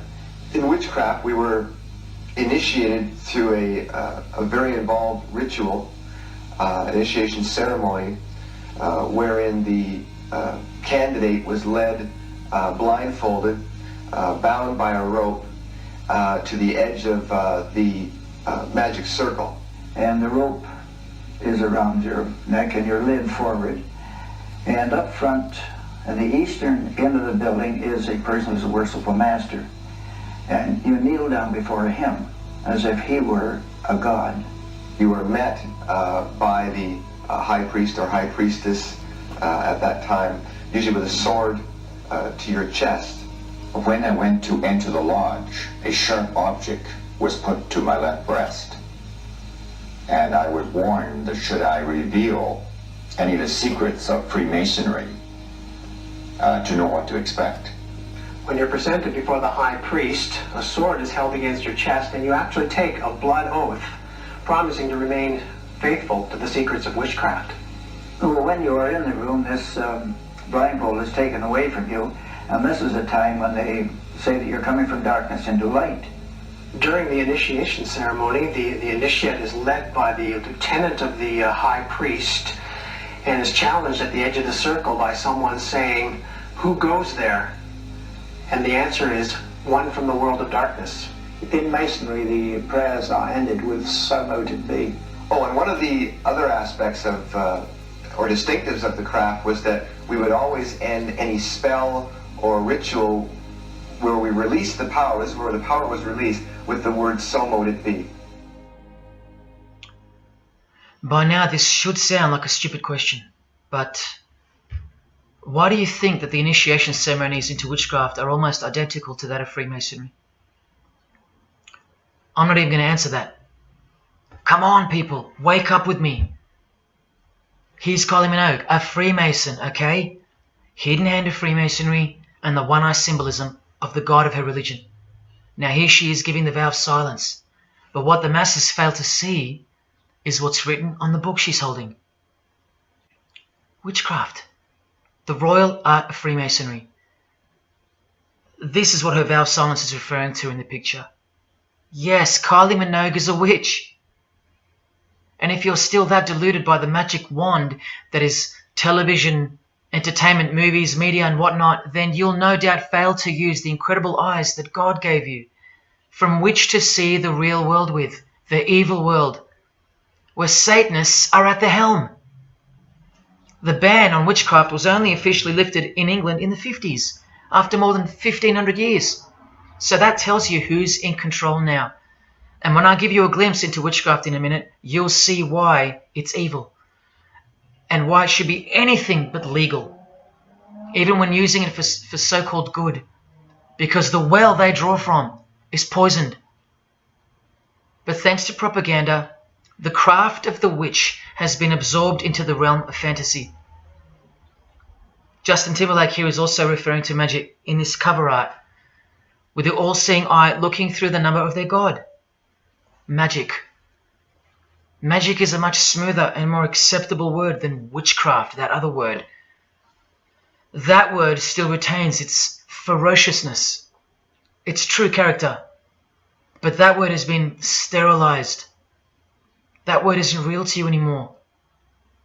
You can't feel it for what it really is. Or if you do, your mind has isolated it, confined it to some small groups of unimportance scattered here and there over this diverse world. And so it's nothing to be feared or concerned about.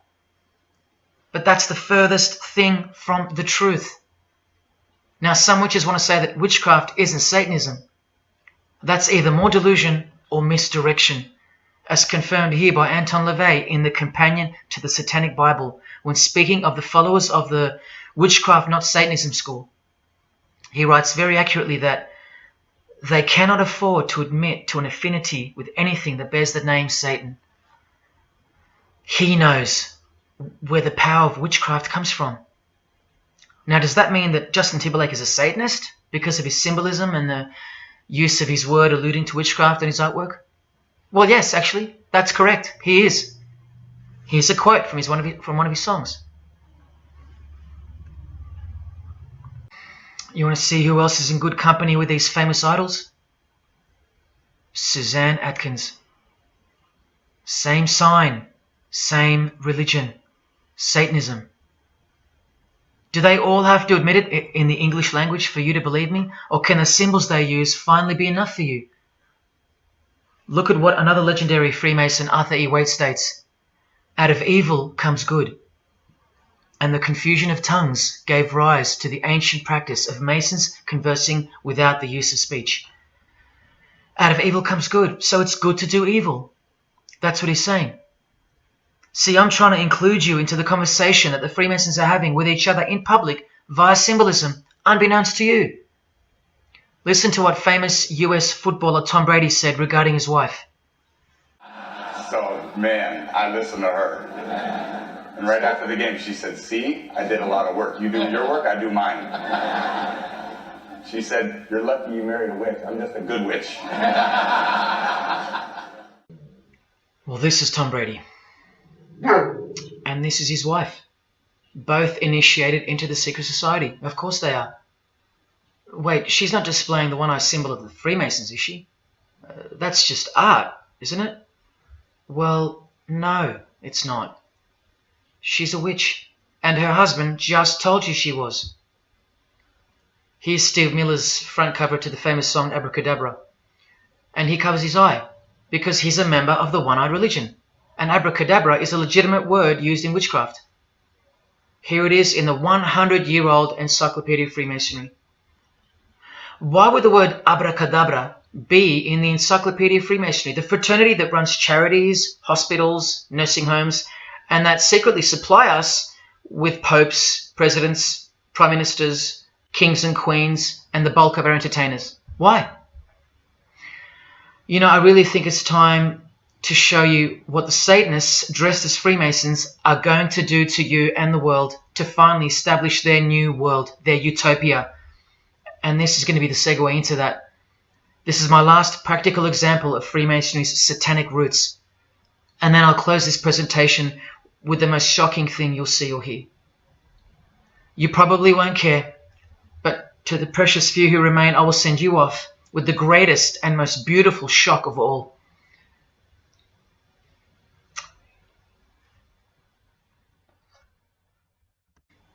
This is Jay-Z inside his Masonic lodge. You can see the Masons in aprons in front of him. This is where Jay-Z takes his sick oaths of silence, kneels down in front of other men and calls them Most Worshipful Master, an appalling title to give to a man on this planet. Jay-Z the Freemason writes songs like this. This one's called Lucifer. And in Empire State of Mind he writes, Jesus can't save you. Life starts when the church ends. Oh, but he can save you, Jay-Z. He can even wake you up just before you collide into a concrete wall doing 120 kilometers an hour. I should know. This is fellow member of the craft Alicia Keys, who sings on the track. Here she is, showing her allegiance and wearing the broken and bloody cross of Jesus Christ, the occult peace sign, pure hatred for Jesus. There is peace when your conscience has been killed, seared to sin, and you can indulge to anything, a false and temporary kind of peace, no doubt. Here's a shot of Jay-Z's clothing line, purely Masonic, The Craft. Well, this is the craft he's referring to. This is him with well-known witch Marina Abramovich, also showing her sign of allegiance to Freemasonry. Now here we go. Here's Jay-Z wearing a most revealing top and the dead giveaway that you need to see behind the curtain of Freemasonry. Do what thou wilt. Do whatever you want. That's the adopted motto of the most notorious Satanist of the 20th century, 33rd degree Freemason, Aleister Crowley. Here is his certificate of appointment, known as the 33rd degree inscription and the double-headed eagle of Freemasonry. And here, next to his name on the certificate, including the symbol for a Grand Commander of Freemasonry, as shown in their encyclopedia. But to really confirm that he's a Freemason, here he is doing the Masonic sign of the Master of the Second Veil.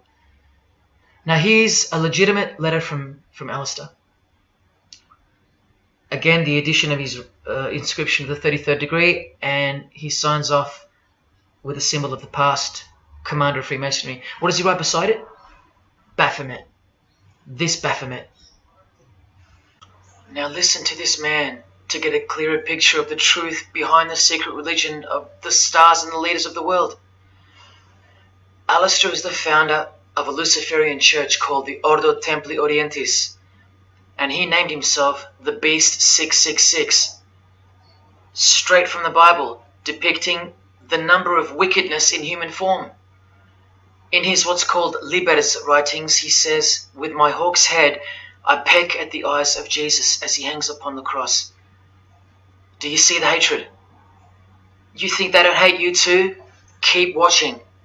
And from the equinox, with the all-seeing eye of Freemasonry, this illustration. What does it mean? The writer himself explains. The picture is symbolic of the new eon, the new age. From the blasted stump of dogma hangs the hag with dyed and bloody hair, Christianity. There's a massive glimpse into the new world order that's coming. Keep watching. And down here, do what thou wilt is the true nature. The true nature, remember? The broad morals. There is no such thing as evil. So do what you want. Can you see the Masonic future yet? Can you see the hidden hatred that pulses through its veins? If they believe in do what thou wilt, what do you think they will do to you? And what do you think they'll do in order to build this new world? This is from a commentary on his book of the law. The Beast 666 adviseth that all children should be accustomed from infancy to witness every type of sexual act. Do what thou wilt. And what about the royal art of Freemasonry? Magic is the highest, most absolute, and most divine knowledge of natural philosophy. What a statement. The highest, most absolute and divine. Well, let's have a closer look into some of the more hidden secrets of the most divine natural philosophy known as magic. Any living being is a storehouse of energy, varying in quantity according to the size and health of the animal. At the death of the animal, this energy is liberated suddenly. The animal, therefore, should be killed within the circle, within the magic circle, so that energy that's released can be captured and directed to serve the will of the witch, male or female. This is a science, a hidden science. But now hear this, coming from a 33rd degree Freemason, and don't you forget that. For the highest spiritual working, one must accordingly choose that victim which contains the greatest and purest force, a male child of perfect innocence and high intelligence is the most suitable sacrifice. Can you see? This is who Jay-Z is quoting on his top. This is who this Jonas brother holds in high esteem. This is who the Beatles have on their front cover as a figure they admire. No, worse, they put at the top. This is the same picture of the front cover in a mirrored form, and after some kaleidoscoping, you'll find this. Fellow Freemason Aleister Crowley sits at the top, and down the bottom there even appears the phallus with the testicles, and up here the vesica Pisces, also known as the vagina. Does this picture make more sense now? All Freemasons, yes indeed. And by the way, that's where Jay-Z got his symbol from Satanism, as portrayed here by Satanist and Freemason Aleister Crowley and by Satanic church founder Anton LaVey. Does anyone still think that Freemasonry isn't Satanism in disguise? Let's finally take a peek into the royal art of Freemasonry. And this is the briefest way I can show you from the complete book of Magic and Witchcraft. This is a practitioner's manual, not from some bogus author trying to expose witchcraft. Just so you can get it through your head that this is real and this is protected. The writer or compiler of this God-forsaken book warns the reader that the recipes may seem disgusting, that the knowledge revealed has been forbidden, and has caused suffering and death to witches and the victims of witches. You don't think witchcraft was a serious menace in times past and present? Come with me, and I'll show you how bad this menace actually gets, as the world's most powerful and secret religion moves ever closer to fulfilling its biblical destiny, and it will. Close your eyes or not, it will fulfill its destiny. Firstly, let's connect this sick art straight to modern Freemasonry with the word abracadabra, both written in triangular form, from the Manual of Witchcraft and from the Encyclopedia of the Secret Society that your Prime Minister belongs to. And just like high-ranking Freemasons, male and female witches also drink out of a human skull. But here the practitioner drinks wine, in which they first dissolve or boil the brains or heart of an animal, before consuming it all from the human skull. In this ritual, the initiate is instructed to drink in the night at spring water, out of a skull of one that hath been slain. That's right, out of the skull of a human who's been murdered or sacrificed. Otherwise, eat a pig with a knife that slew a man. Please don't turn away. Look straight ahead and open your eyes to the planet you are on, because the real monster under your bed doesn't actually go away when you close your eyes. In other rituals of the craft, you burn a rooster while he's alive. With the use of a poisonous plant used in ointments and potions of witches, you can assure death and destruction on a victim. You want to make a female enemy sterile? Or a male enemy impotent for the rest of his life? Otherwise, you can just kill them. The hand of glory is the severed hand that is dried and preserved to be used in black magic. Yes, a dead human hand. A black circle is most effective for operations of evil. The use of blood and sex in ritual was considered helpful for obtaining the necessary energy to successfully work magic or achieve mystical insight. But here's where the darkness thickens even further. Animals such as black cats or children may be sacrificed, and participants may drink the blood of the sacrifice. And just so you know that Stanley Kubrick wasn't joking, an orgy of participants sometimes follows the mass. No remorse, just science, the science of witchcraft, the royal art. And here, what's necessary for the working is the fat of young children, dead children. How many children do you think go missing in Australia every year? That's how many. And what about the world? Is it 1 million? Well, according to the International Centre for Missing and Exploited Children, it's 8 million children per year. Do you think that the highest, most absolute, and most divine knowledge of natural philosophy has anything to do with that? Any chance of an international secret system that is bolstered by initiations and degrees and bound under the most brutal penalties that the human mind can ever devise? Do you think that has any involvement? Any chance of that? Am I saying that this Freemason has sacrificed children? No, I never said that. But did he ever even remotely mention the secret societies? Did he ever try to warn you? Educate you? No, he was under oath. Am I saying that these Freemasons have sacrificed children? No, I never said that either. But have they ever warned you about the secret society that believes that Lucifer is the savior?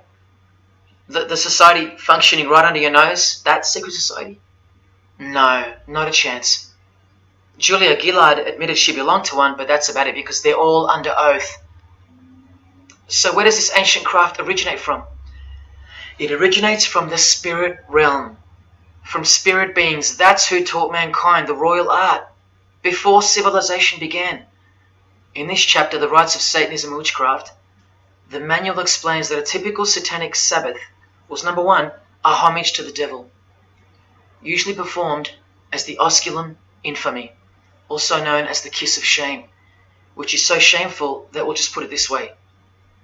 The ritual involves kissing the hindquarters of the devil, the rear. Surely this is far removed from anything to do with Freemasonry. People, the original order of the Knights Templar were found guilty of this very same obscene ritual. And where do you find the modern variant of the Knights Templars of today? I told you, in the highest degree of Freemasonry, right here. Here's a couple of them now. And what's on this Templar's head? From the Masonic Encyclopedia, remember? A symbol of the Baphomet, according to 33rd degree Aleister Crowley. And we can confirm that in the Satanic Bible. That's exactly what's hiding deep inside of Freemasonry. I'm only showing you this to show you the reality of Satanism and the demonic realm, the world you can't see. On this earth? And in this earth and then in a world we can't see. Look here. The hierarchy of demons occupies a more important place in both black and white magic rituals. Both black and white. This is where the power of witchcraft comes from. And this is the reason these bizarre rituals actually function and actually work.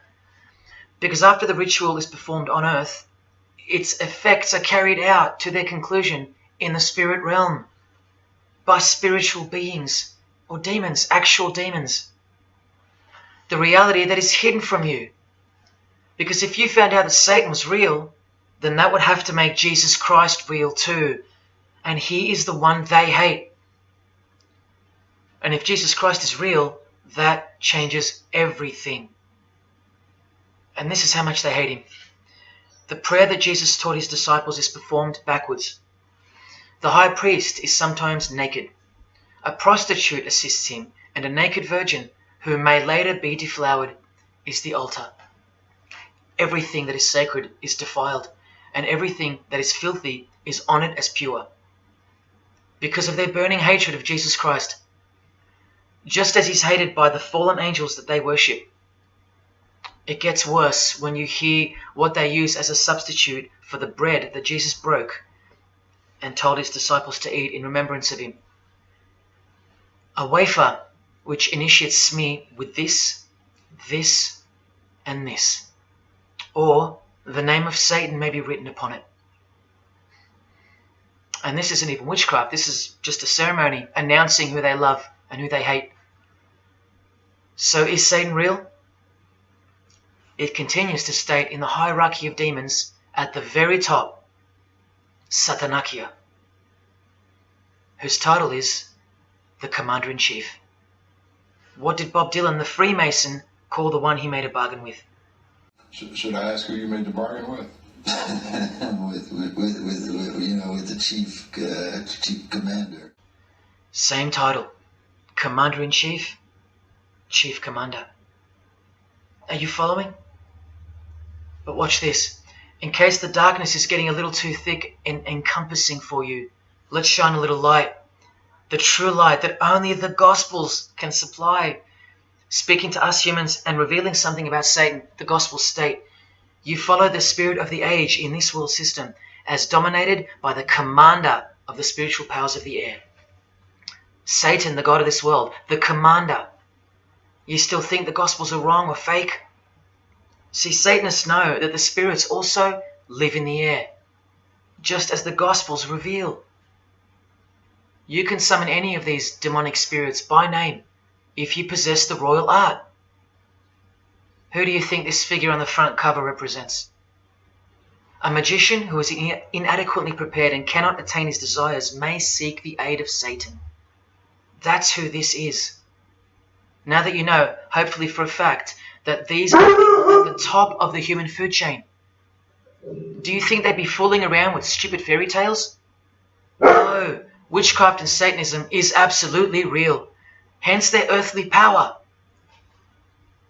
This demon here, fifth in the pyramid structure, holds the title of Inspector General. And what's the title of the highest degree in Freemasonry, who exists in every local lodge in every suburb, a suburb near you? Inspector General. Same title as the living demon. Do you believe me now? You can even conjure Lucifer himself, or be Beelzebub, who the Gospels call the Prince of the Devils. Both of whom are listed as superior spirits in this book of witchcraft and magic. I can show you so much more from this disgusting book, but I'll cut it off here with the seal of Satan, a demonic sigil from the complete book of magic and witchcraft. And this is his seal. Can you see? Do you see? This is the society that lives amongst you, above you. The one-eyed religion of Freemasonry, hidden right in front of those who have their eyes wide shut. I'm going to now show you what that world that they are building, from the ashes of the one you're currently living in, looks like. But lastly, to drive this business of blood sacrifice home, here's American rapper Azealia Banks with the 666 hand sign, and now over the all-seeing eye in her video, the eye in the triangle of the Freemasons on her shirt, and the devil's horns, her liberator, her master, her commander. And now displaying the secret society vow of silence. Along with that, the last brief glimpse into the highly concealed royal art of Freemasonry. The amount of crap that's about to come off my floor right now, guys. Oh my god. 3 years worth of brujeria. Yes, you know I gotta scrape all this shit up. And what does brujeria mean? You know what it means. Witchcraft. Azealia Banks, the witch, with her eye in the triangle shirt, and the logo of, for example, the Grand Lodge of Freemasonry in Spain. one and the same symbol. The logo of the Fraternity of the Freemasons and the logo of this Church of Lucifer. The one eye. One and the same symbol. Freemasonry has deceived you. Yes, people, now you know how Satanism has functioned out of sight and out of mind. You still think there's no such thing as witchcraft? Or that it only existed in the olden days? You still think that blood isn't a part of the royal art? You still think that local Masonic lodges of the world are not filtering systems for Satanists and a cloak for organized Satanism with a grand master plan for the world? You think there's nothing to the blood sacrifice of Jesus Christ?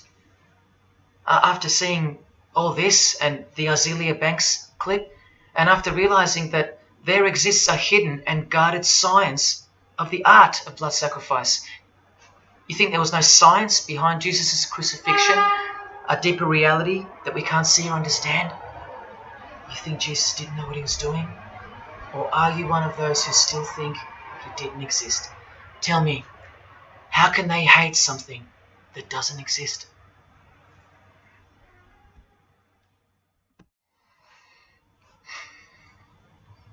If only you could hear from some other Freemasons who have the courage to break their oaths. But you won't. You won't. This is probably it. But I once heard from a Freemason, an honest one, in about 2016, after I posted this picture on Facebook. He knew. He knew the truth. Just like you do now, or just like you should. And he wrote to me. And he said, by the time we are done, every church will be a brothel. Well, in case you think that that's impossible, this is a fashion show that was held in a church, a real church, and it was organized by high-ranking Freemasons, who you will see now to be Satanists. Designed to be a heart-wrenching mockery and a colossal sign of the times, this event. Just so you know, it's a Masonic production. Here's the inside of a lodge. See those twin pillars? Well, here they are. See the Masonic checkered floorboard? Well, there it is. See the Masonic square and compass? Well, there it is. And do you see the eye of Freemasonry? Yeah, there they are. The lower square in the square and compass has been disfigured so that as to not make it too obvious. But now that we've established that, here is the spirit of Freemasonry, as displayed through just a few of the models. This one wears the horns of the Baphomet, the horns of Satan, with his all-seeing eye in the background. More horns. This model wears the all-seeing eye, as does this one. And this disgusting thing with another huge all-seeing eye of Lucifer in the background. Then there's this, with a satanic pentagram on her face. And finally, this male model in a skirt with two satanic inverted crosses of Jesus Christ on his top in a church. Oh, the morbid victory of the Freemasons. Unstoppable. For now. When people like Lady Gaga cover one eye while wearing an inverted cross, and you don't see the connection of the one eye symbolism to Satanism, then your observational skills have been compromised. In the span of 2 days, I saw these ads in my local shopping centre. And that alone tells me that the satanic age is here, manifesting all around us, seemingly invisible, while you look straight ahead through the symbols. Just like the initiation process of the secret societies themselves, society at large must be incrementally introduced and seduced into further depravity and self-love.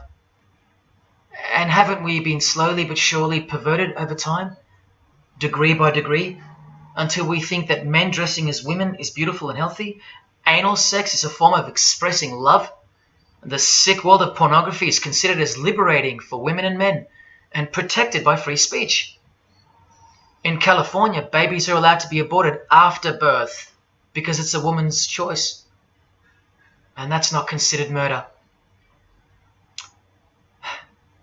A world where we should applaud young children like Desmond is amazing, cross-dressing while he dances for gay men at a gay bar on a podium because he's paving the way for the kids of the future. And we should get shamed, fined, and even jailed if we point out that this is sick, sinful, and dare call it evil, which is what it is. What spirit is behind Desmond is amazing? Oh yeah, an evil spirit, no doubt about it.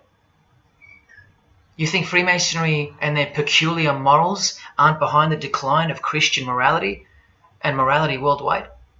It's all by design. The Masonic war on Jesus and the Christian social structure, generally undetected by human perceptions, and still people will write to me and comment on how absurd what I've said is. A cloud over the eyes of their heart. Well, I tell you this, there is no bigger axe that has ever been grinded than the one Freemasonry grinds. Because the appearance of Jesus Christ pretty much destroyed their religion, drove it underground, and they will have their revenge. Soon you're going to see it.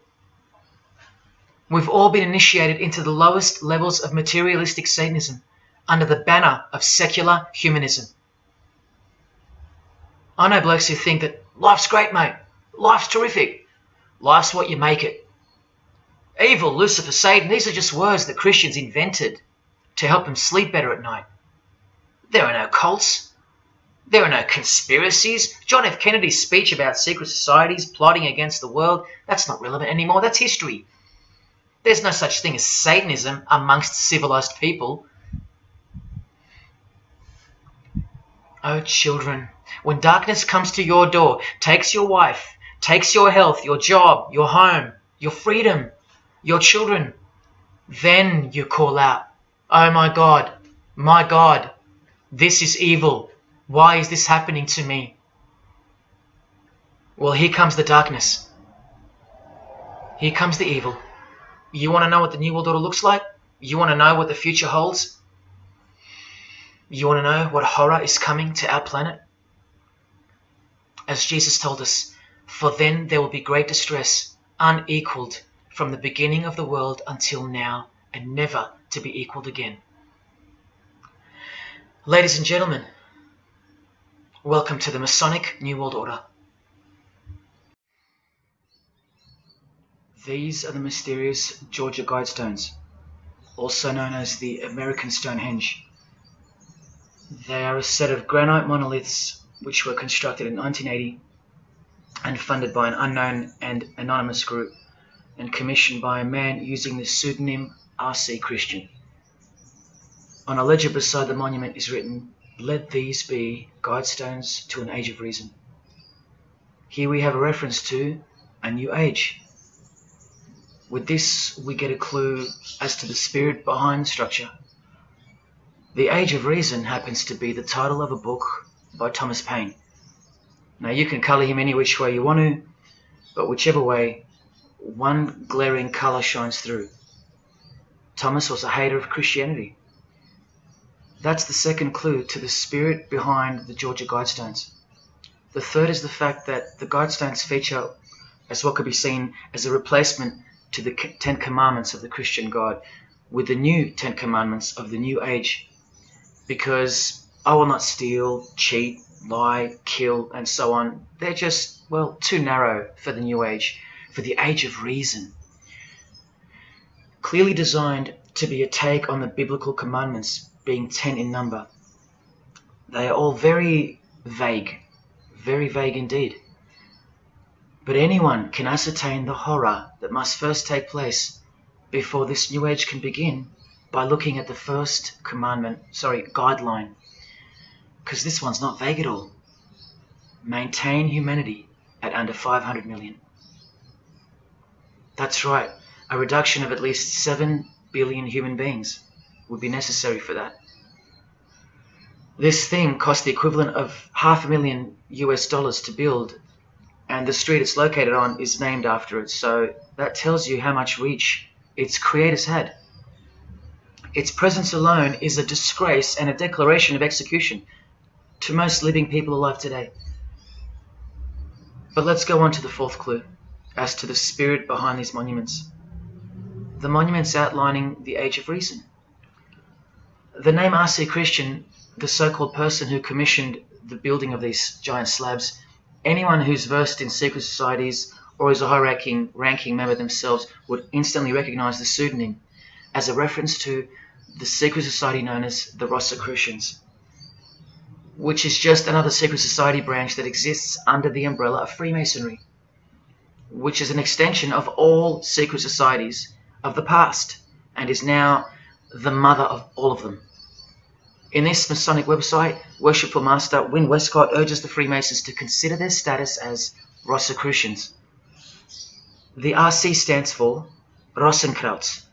Christian Rosenkreuz is the mythical founder of the Rosicrucian order.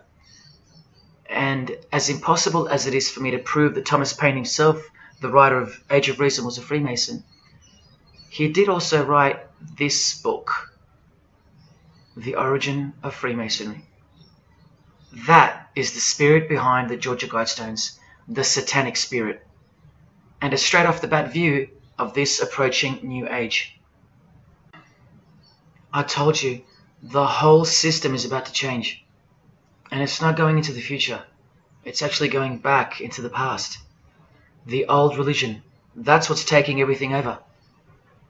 And you'll walk straight into it, blind as a bat, thinking these people want to help you. They will appear as your saviors, forgetting or never being told in the first place that all this time there have been two societies in the world. The visible one, which is the one we're in, and the invisible one. Remember that the invisible one considers you profane, vile, and vulgar. Why on earth would they want to keep you around? In a book I can't mention written by them, people are referred to as useless eaters. We've become excess inventory, redundant, and past our use-by date in their eyes. Think about this. According to a prediction by information technology and research advisory firm Gartner, 1/3 of jobs will be replaced by software, robots, and smart machines by 2025. That's 4 years away. Google engineering director Ray Kurzweil anticipates that robots will have reached human-level intelligence by 2029. And by 2050, 80% of all jobs will be eliminated by automation. What on earth are you and your family good for then? What do you think the secret society will do to the vile multitude then? The utopia is coming, but it ain't your utopia. You still think that by the measure of the minds of international Satanism, you should be kept around? This excess baggage that the bulk of society has become? No, no, no. The new age is dawning. And generally speaking, you're not invited. It'll just look like you are. Remember that Charles Darwin, the Freemason, is listed as an influential figure in the Satanic Church. So mass murder and mass death are natural and necessary themes in the name of evolution, an artificially induced evolution into this. Here's the same image in real life in Eilat, Israel, seemingly unrelated to the seal on the US dollar bill, right? But standing in glory with a Masonic square and compass, telling you exactly who owns this pyramidal symbol, complete with the one eye on top. Same symbol, same designers, worshipping the same God. You should be getting goosebumps by now. Is this a conspiracy led by international Freemasonry? Oh, you don't have to bet your life on it, because your life has already been placed as a bet on your behalf and without your knowledge, but with your permission, because all of the information is hidden in plain sight. In your face is where it's hidden. You're going to lose this battle unless you've been hidden in Jesus Christ, the only one who warned you that the new age is a trap and that it is the climax to this epic drama being played out on planet Earth. Now hang on, brace yourself, because I ain't going to let you down. This is a magazine called The New Age, but if you press rewind, you can find its source. Supreme Council of 33 Degree, Freemasonry. This one stretches way back to 1922. See the twin pillars of Freemasonry? Look, this is 19th century Freemason and New Age pioneer Helena Blavatsky on the cover of this edition. She's the one who wrote that darkness is absolute light, and that Satan is the god of our planet, and that we are in hell. But do you think the readers of these magazines are told that? No. Darkness is sold as light. Satan is disguised, and it's him in the details. This Masonic New Age magazine was the precursor to all magazines and trends, promoting the great deception of self-love and spirituality. Meanwhile, you're feeding off the plate that Luciferians serve you. Look at how the Satanic Bible in 1966 reveals the reality behind the curtain. Evidence of a new Satanic age. A new age. The new Satanic age. All rigged and all propelled by Freemasonry. Satanism's magic cloak. After all, and I think you should have guessed by now that Anton Szandor LaVey, the founder of the Satanic Church, the one who vowed to help destroy Christianity, is himself a Freemason. I can't prove it to you, but I know it, because of not only his obvious fondness of the fraternity of the Freemasons and the mention of it in his Satanic Bible, and its vital role in the Satanic takeover, but also because of the symbols, specifically this one, generally called the Devil's Claw or the Lion's Paw. Freemason James de Rothschild displaying the Devil's Claw or the Lion's Paw. X-Factor's L.A. Reid showing the Devil's Horns next to fellow Freemason Avril Lavigne. The Secret Society sign for the Devil's Number, and displaying the Devil's Claw over and over. The better example is with New Age guru Annie Besant, co-writer of Lucifer magazine and 33rd degree Freemason, also showing the Lion's Paw here and here. But the best example I have is with Aerosmith, guitarist Joe Perry clearly displaying the sign of the Master of the Second Veil of the Freemasons, and right next to him, Steven Tyler, doing the Lion's Paw.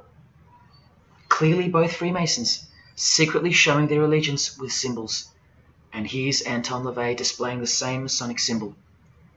Yes, a Freemason founded the Satanic Church. Now that we know who's really behind the so-called New Age, listen to some of the confessions of the New Agers in their literature, once you scrape past all the talk of spirituality and love and rainbows. New Age author, feminist and hater of Christianity, Barbara G. Walker writes in The Woman's Encyclopedia of Myths and Secrets, a 666, 666, was the magic number of the triple Aphrodite. She further compliments the number when she calls it the miraculous number 666.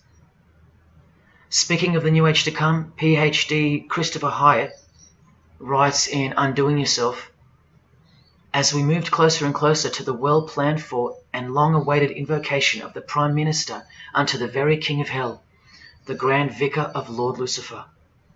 Yes, the very well-planned for and very long-awaited indeed. Do you see what's coming? Mr. Hyde also enlightens us in the fact that opposites do not exist apart from the mind. Evil and good are all in your head. That's why you should brace yourself, because these are the minds creating the New World System. He confirms this. The New Age will require new men, men of high consciousness and fortitude. All of our present dogma models will crumble. He means the Christian and the Christian social structure will crumble.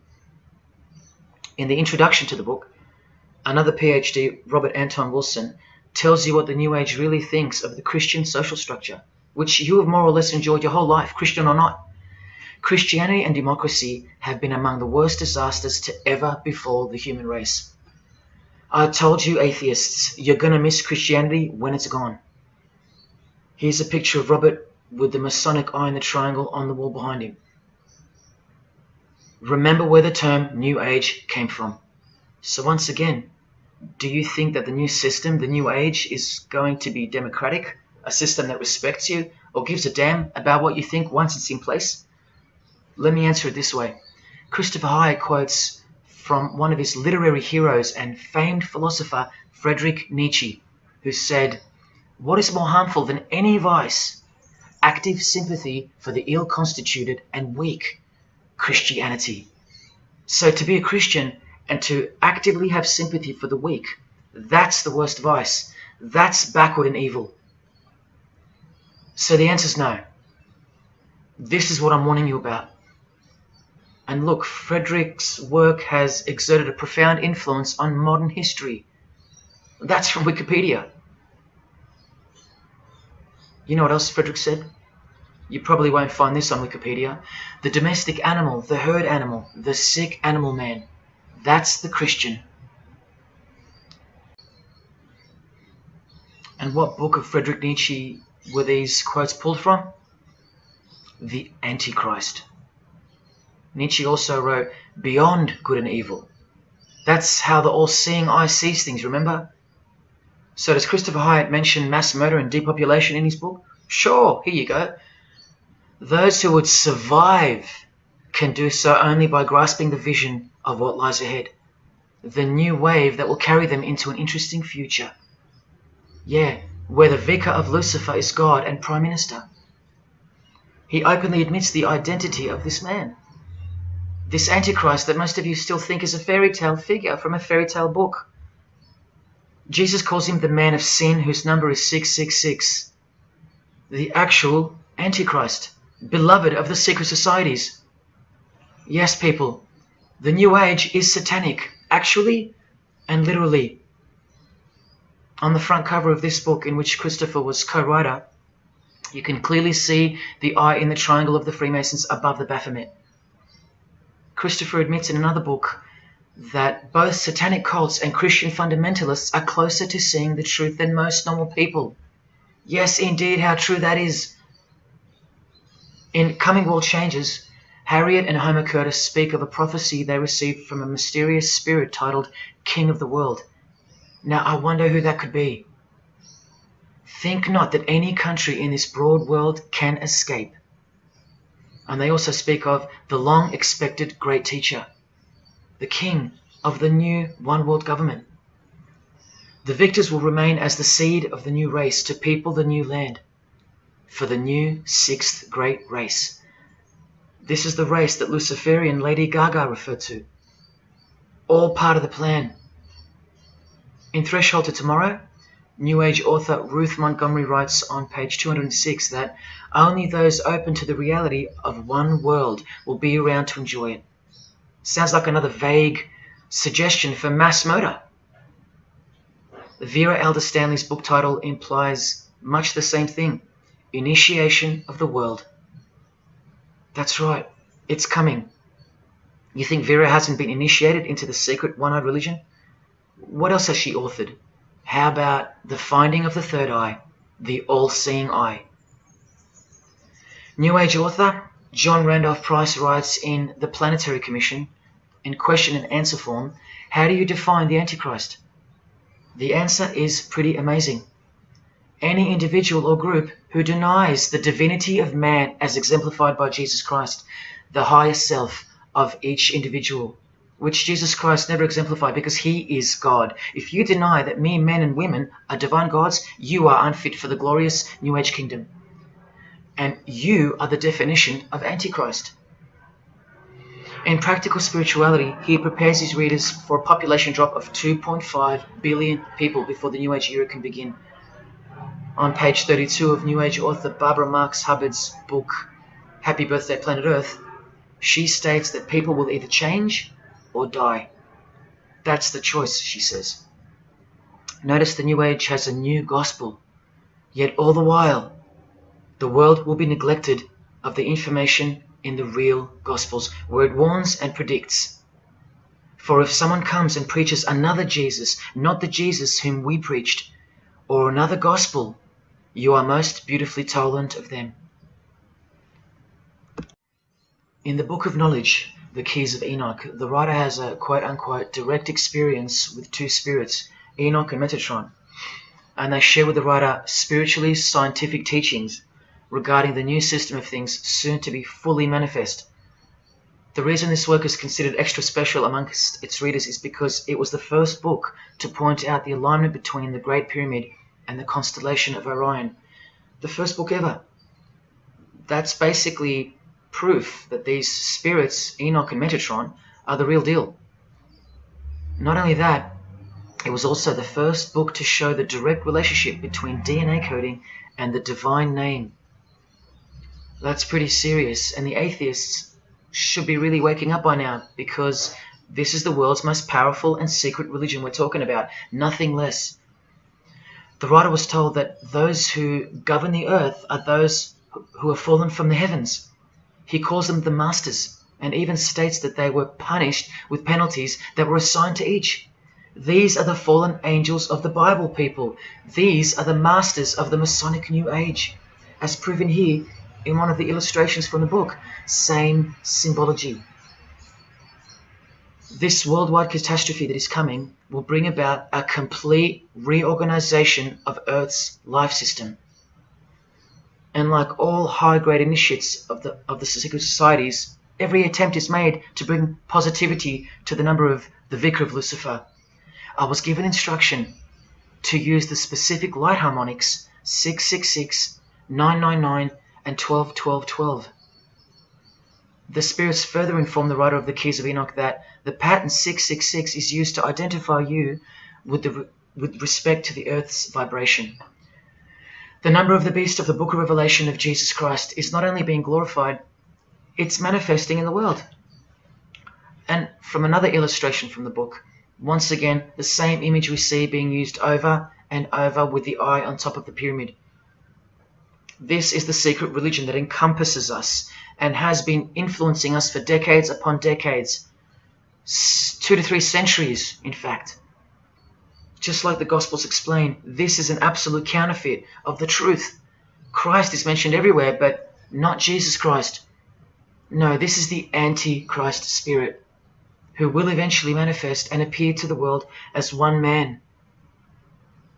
Doesn't sound so mythical anymore when you see that the enemies of Jesus Christ and those behind the New World System, they use biblical terms.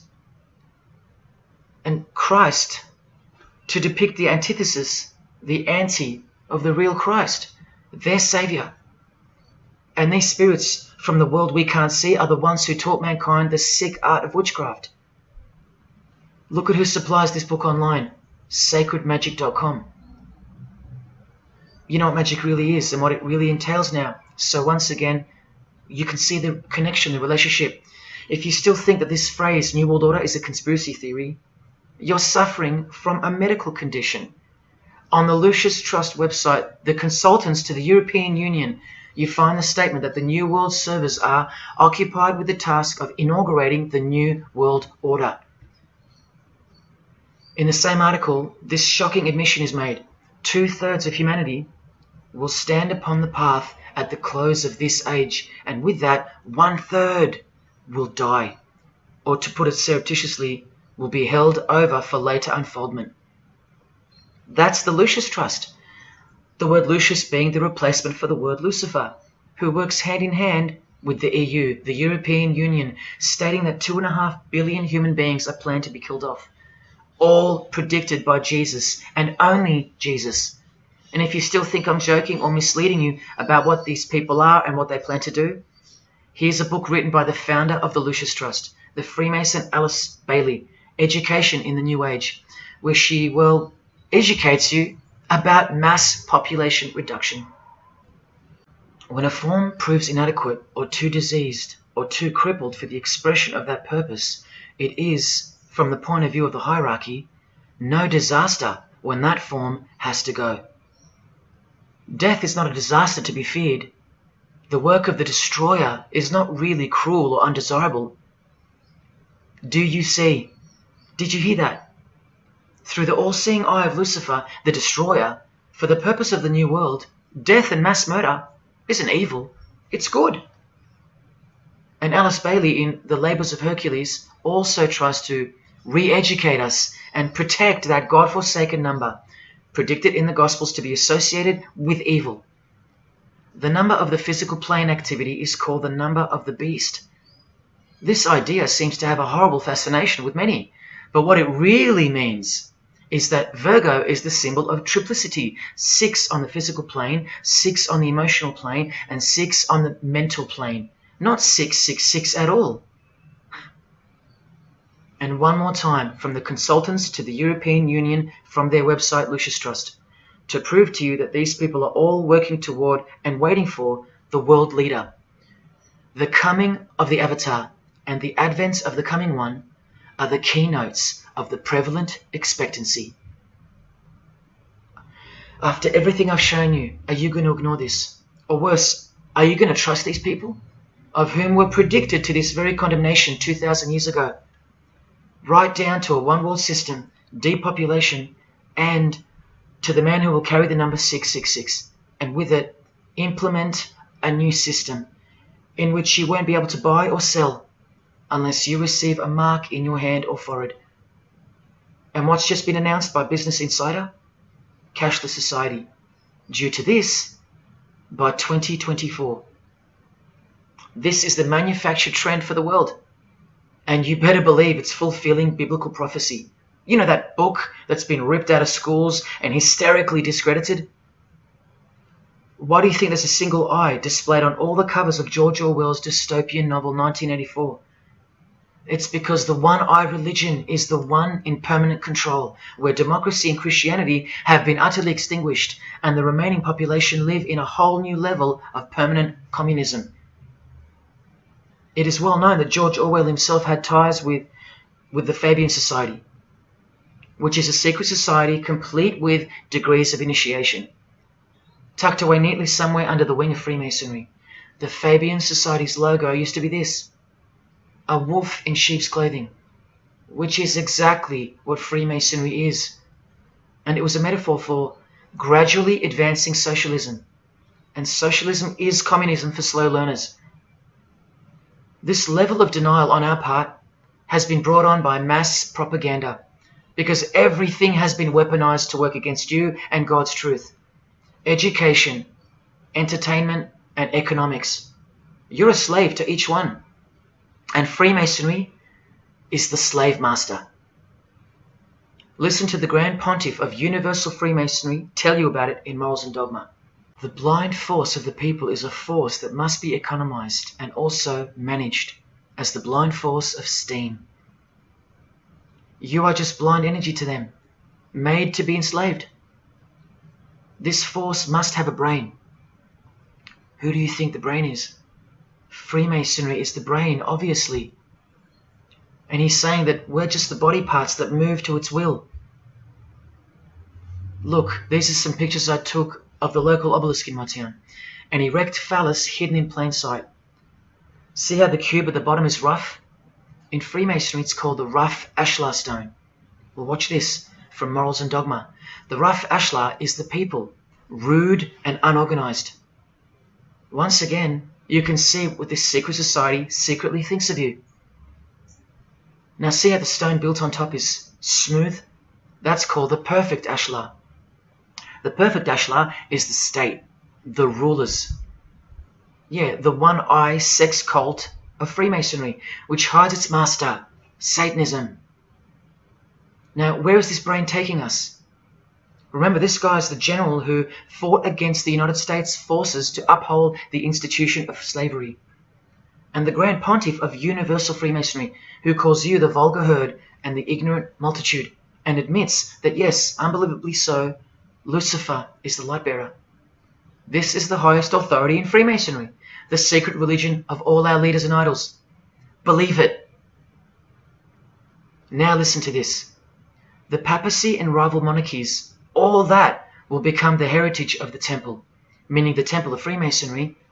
The world will soon come to us for its sovereigns and pontiffs.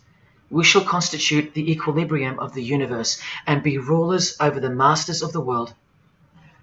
They're gonna own it all. And it's true, the papacy and the monarchy have fallen into their hands. All Freemasons now. This is a 150-year-old book, so you can see how far ahead they plan, while we stay ignorant. How do you suppose that they won't achieve the New World Order? The New World Order of death. Of combined and systematic movement and effort, the great revolution prepared for by the ages will begin to march. The future is all planned for by them, And the revolution prepared for by the ages is coming. And it'll look like a natural occurring event, just as current events seem natural. Lastly, from his other book, Legenda, and reading from the ancient and accepted Scottish writer Freemasonry, Albert writes, "And thus the warfare against the powers of evil, meaning Christianity, that crushed the order of the temple in the 1300s, goes steadily on, and freedom marches ever onward toward the conquest of the world." The conquest of the world, guys. And this is their method.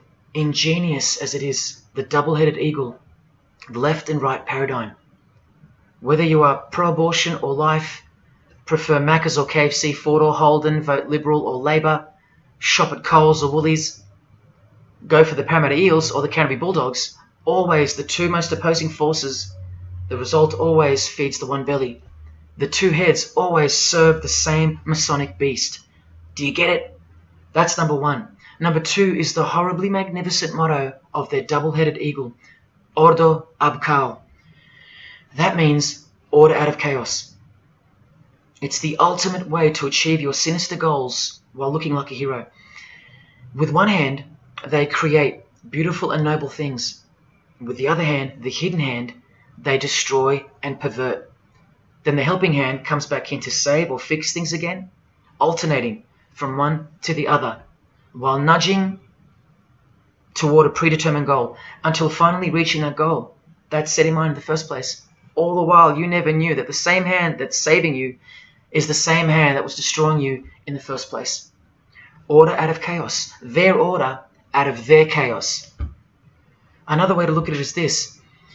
Z creates or exploits a problem, then attributes blame to others. Y reacts by asking Z for protection and help to solve the problem. Z offers the solution that was planned for by them long before the crisis occurred. Ordo ab Chaos, order out of chaos.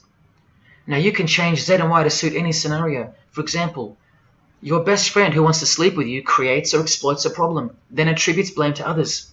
You react by asking your best friend who wants to sleep with you for protection and help to solve the problem. Your best friend who wants to sleep with you offers the solution that was planned by them long before the crisis occurred. Each time your best friend gets closer and closer to you until eventually they're in your bed. How about your employee creates or exploits a problem, then attributes blame to others? The employer reacts by asking the employee for help to solve the problem. The employee offers the solution that was planned by them long before the crisis occurred. The employee eventually gets the promotion. But this is the way I really want to put it.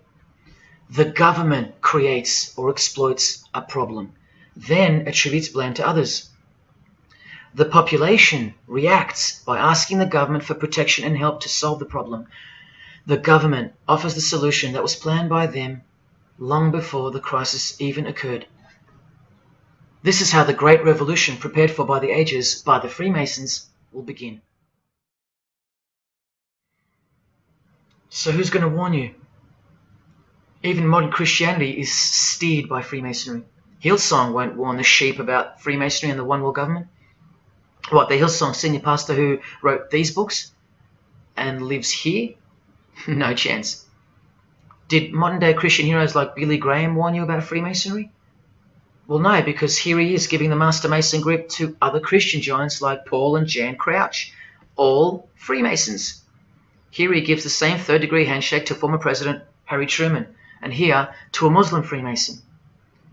Billy is listed as a Freemason in the 33rd degree Albert Mackey's History of Freemasonry by the publisher on the inside flap. Billy's son, Franklin Graham, also won't ever expose Freemasonry because he's too busy eating at Voodoo Donuts, where they sell these donuts and these pentagram donuts. More Christian heavyweights like John Hagee or Hagee throwing up the devil's horns. He'll never preach against Freemasonry. Neither will all these world-famous pastors throwing up the devil's horns. The very popular Ray Comfort even stated that he wasn't a Freemason. Well, here he is, giving a perfect Masonic handshake with pastoral giant Joyce Meyer. Do either of them expose Freemasonry, or the fact that it's the driving force behind the one world government, all predicted by Jesus? Of course not. What about Christian radio or the Christian music scene? No, not a single word of warning whatsoever regarding the Satanic Church that lives and breathes all around us. Freemasons like Bono, wearing the Christian name tag, his whole band of Freemasons. Bono too should know better than anyone that a one world government is a trap as foretold in the Bible. But Bono supports it. Oh yeah, he works for it. Just like the Masonic Pope does.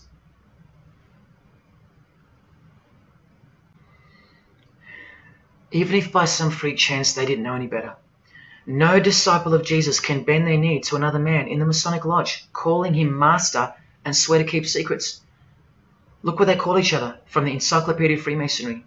Master Mason, Grand Master, Most Eminent Grand Master, and the most appalling title of all, Most Worshipful Master.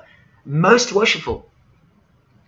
Do you see how extra diluted the Christian Freemason has to be when Jesus said, "Do not be called master, because one is your master"? And what about all those oaths? Don't worry, Jesus covered that too. What I tell you is this: do not put yourself under oath at all, but let your yes mean yes and your no mean no. How's that for an idea? But the Freemasons' yes means no, because they all swear to lie and conceal from the first degree initiation all the way through. What is whispered in your ear, proclaim it from the rooftops. That's Jesus. You see the contrast? How precise he was and still is. You think Bono and the Pope don't know about the Masonic calendar and how it's not the same calendar as ours? From the Encyclopedia of Freemasonry, the real date of the world is found by adding 4000 to the Vulgar era. This whole Christian era is vulgar. So the year in the Masonic world is actually 6021. And this abbreviation is in French, the Vulgar era, beginning since the year of the Lord, since the year of Jesus Christ. That's how they feel about the current age, which is coming to a mind-blowing end by design. Now, do you think Freemasons aren't capable of mass murder? Well, Joseph Stalin murdered approximately 20 million people, and he was a Freemason, displaying the sign of the master of the second veil of Freemasonry. Vladimir Lenin was the leader of the Bolshevik Party, and he paved the way for the mass murder of 60 million people, mostly Christians, and he was a proud Freemason. And ladies and gentlemen, this is Adolf Hitler, a Freemason, clearly giving the grip of a Master Mason. And here he sits next to his military leader, Hermann Göring, who is also displaying his allegiance to Freemasonry with a hidden hand. He even displays the Masonic triangle, just like fellow Masonic brother Jay-Z. The mind of Hitler surrounds you now. It just hasn't pounced yet. The mind of Hitler isn't isolated to some portion of the world anymore. It now encompasses you. Hitler is everywhere. Far more clever than you can imagine. Evolved and sleeping in your bed. It's easy to say that's impossible. Once upon a time, 70 million Germans adored him. Once upon a time, Hitler was named Man of the Year by Time magazine. You've been fooled by the satanic machine. Please don't try to get inside to the mind of Freemasonry. It's like trying to understand Satan himself. You can't, and you don't want to. Freemasons will make friends with their most hated enemies. They will cross-dress their morals to move closer to their goal. They'll make the English language void of any meaning by turning everything inside out and upside down to camouflage its objectives. They will simultaneously create charities along with the greatest machines to ever destroy the hearts of men, like pornography. They will sell their souls to gain the world. They are a dichotomy, a paradox, a lie that loves to speak the truth and a truth that loves to lie. They are a snake eating their own tail, consuming what they produce. Freemasonry is hell dressed as heaven, death dressed as life. Its God is an angel of darkness dressed as an angel of light, and 90% of its membership is a shield, lost in its symbolism. Freemasonry has become the ally and the opposition. Who are the biggest voices on so-called climate change in recent years? Which is more order out of chaos? Al Gore, a Freemason, and Greta Thunberg. From a Jesus-hating, secret society family. Freemason and former Russian President Mikhail Gorbachev said this in 1996. Yes, the whole world is under the control of the evil one, like the Gospels say. Freemasonry controls the opposition, with the most popular conspiracy theorists Alex Jones and David Icke both banned, yet both secretly Freemasons, who will lead you in every direction except into the arms of the ultimate power of the Gospels. Every noteworthy religion is comfortably caught in the Masonic net because they all stem from a lie. Here's the Dalai Lama with a bunch of Freemasons. He just loves hanging out with famous people. Here he's throwing up the devil's horns with Freemason Gene Simmons. But there's no way the Dalai Lama can be a Freemason, right? Well, here he is displaying the hidden hand of the Freemasons next to George W. Bush, a fellow brother. That's right, the Dalai Lama is a Freemason, under an oath of silence and sworn to secrecy. Are you going to wake up now? Here he is with his students in his temple. And what's behind him? This symbol. Can you see? The pyramid with the emanating eye on top, symbolized by a sun, which you know now is the phallus of the god of this world, shooting forth his generative light, his mystical sperm that gives life, and whose one eye transcends good and evil, both of which are just illusions of the mind.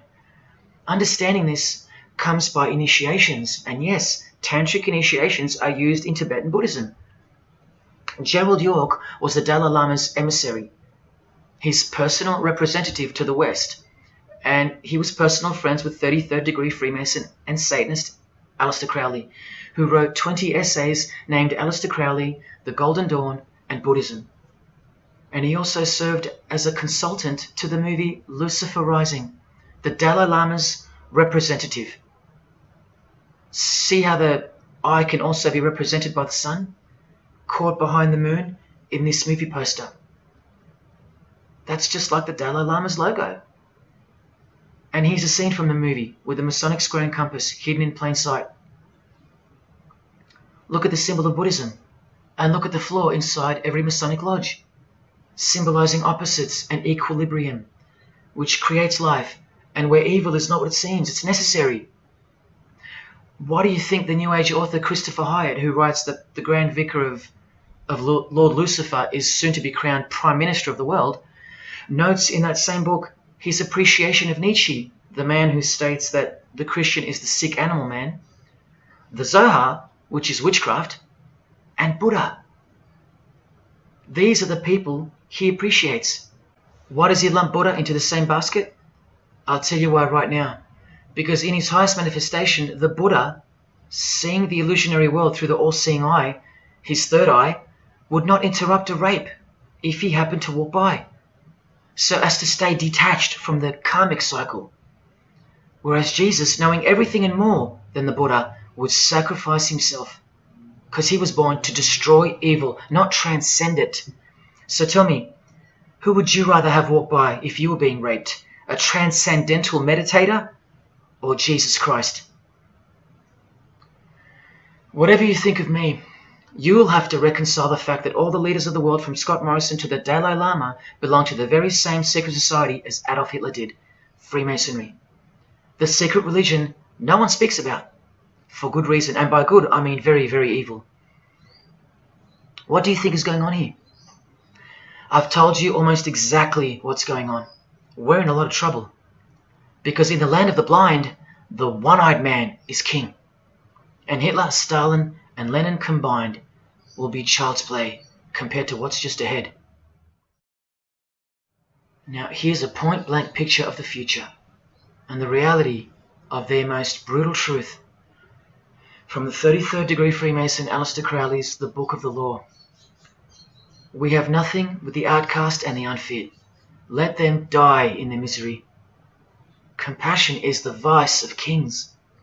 Stamp down the wretched and the weak. This is the law of the strong. Do you see? Can you see the future yet? Now please pay attention from his other book, Magic in Theory and Practice. This is what all the degrees of initiation are for. And this is what it takes for them to create the New World Order. he speaks of the initiation in the true order of the Rosy Cross.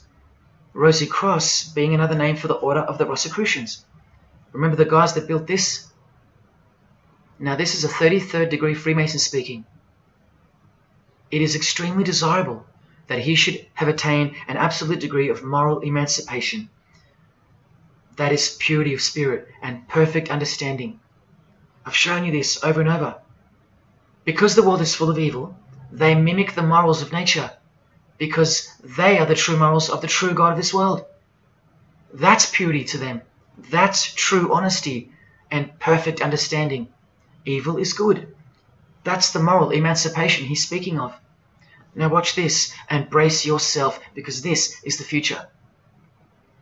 There is a magical operation of maximum importance, the initiation of a new eon. When it becomes necessary to utter a word, the whole planet must be bathed in blood. This bloody sacrifice is the critical point of the world ceremony of the proclamation of Horus, the crowned and conquering child, as Lord of the Eon. I've shown you that secret societies participate in the science of blood rituals. Well, this is what it climaxes into, a massive blood ritual in the name of the new Eon, the new age, which revolves around a divine plan not of this world, as confessed by all of them. You are not who you think you are. You are not where you think you are. Do you see it? Can you fathom? And what blood means in this world? So much more than what you may have known before now.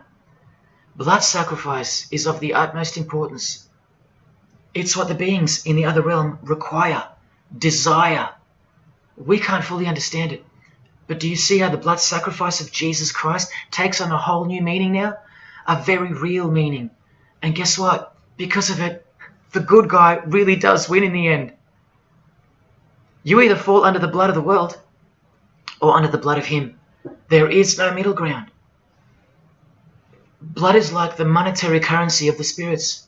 And that's how God bought us back from the legal ownership of the ruler of this world with blood, his own blood.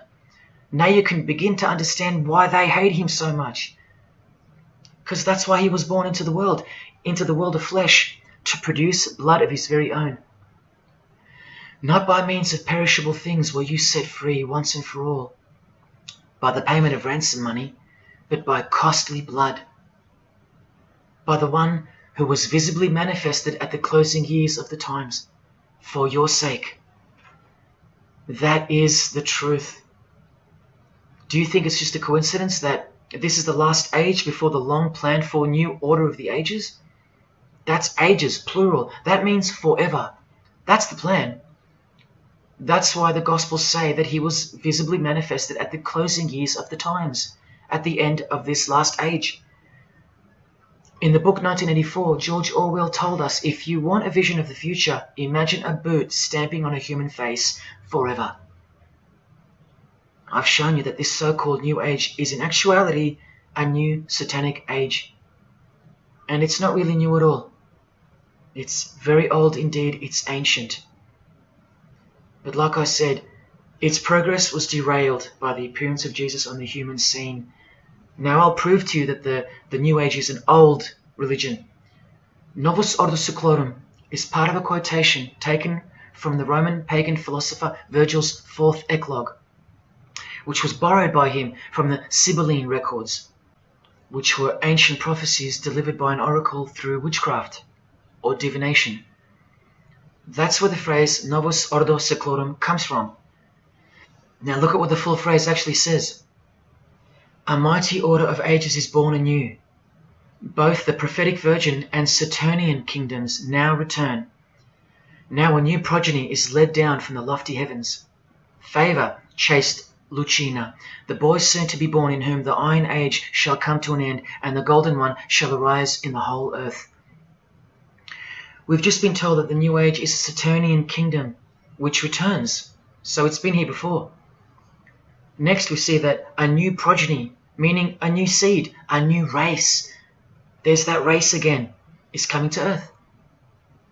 And that a boy will be born, who will bring the Iron Age, which is the age we're currently in, to an end. And that the Golden Age, the New Age about to begin, will again arise over the whole world. Now, what is the Saturnian kingdom? Well, for starters, this is a band called Saturnian Mist. And here on their front cover, we have a reference to magic. Then we see by the singer's shirt, they're Satanists. Then with his other shirt, we see the connection once again between the inverted pentagram of Satanism and the one eye of Freemasonry, the secret religion of the who's who of planet Earth. Freemason and Satanist Marilyn Manson has a song called Saturnalia, and on a satanic website on ritual offerings for demonic bindings, we find that Satan is Saturnian in nature. Here on the front page, we see the inverted pentagram under the head of the Baphomet, and right next to it, a version of the square and compass of the Freemasons, of which a lodge is located near a suburb near you, no matter where on earth you live. The Satanic Church hidden in plain sight. Now let's go straight to the source so you can see for yourself the nature of the New Age Saturnian kingdom found in the full quote of the Freemasons' New World Order seal. From this book, which is a factual study of the single most influential occult organization in modern Germany, the Fraternitas Saturni, or the Brotherhood of Saturn. We learn of the path of the Saturnian initiate, which is outlined in detail with the meaning of all 33 grades, 33 degrees of Freemasonry. This is the very same thing, the same objectives. All secret societies work for the same goal because they all have the same spirit.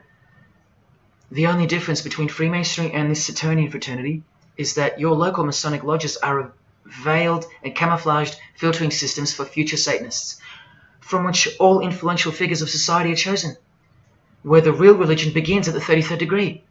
Whereas with orders like the Saturnian Brotherhood, there is no filtering system. As such, you're a student of Satanism from the first degree. That's why Satanism's takeover would have been impossible without international Freemasonry. The Saturnian teachings include sexual mysticism, sex magic, and Nietzschean Thelemism. Nietzsche, remember the guy who says that Christians and the mindset to help the weak makes up the sick animal man, the guy who wrote this book and doesn't believe in good and evil.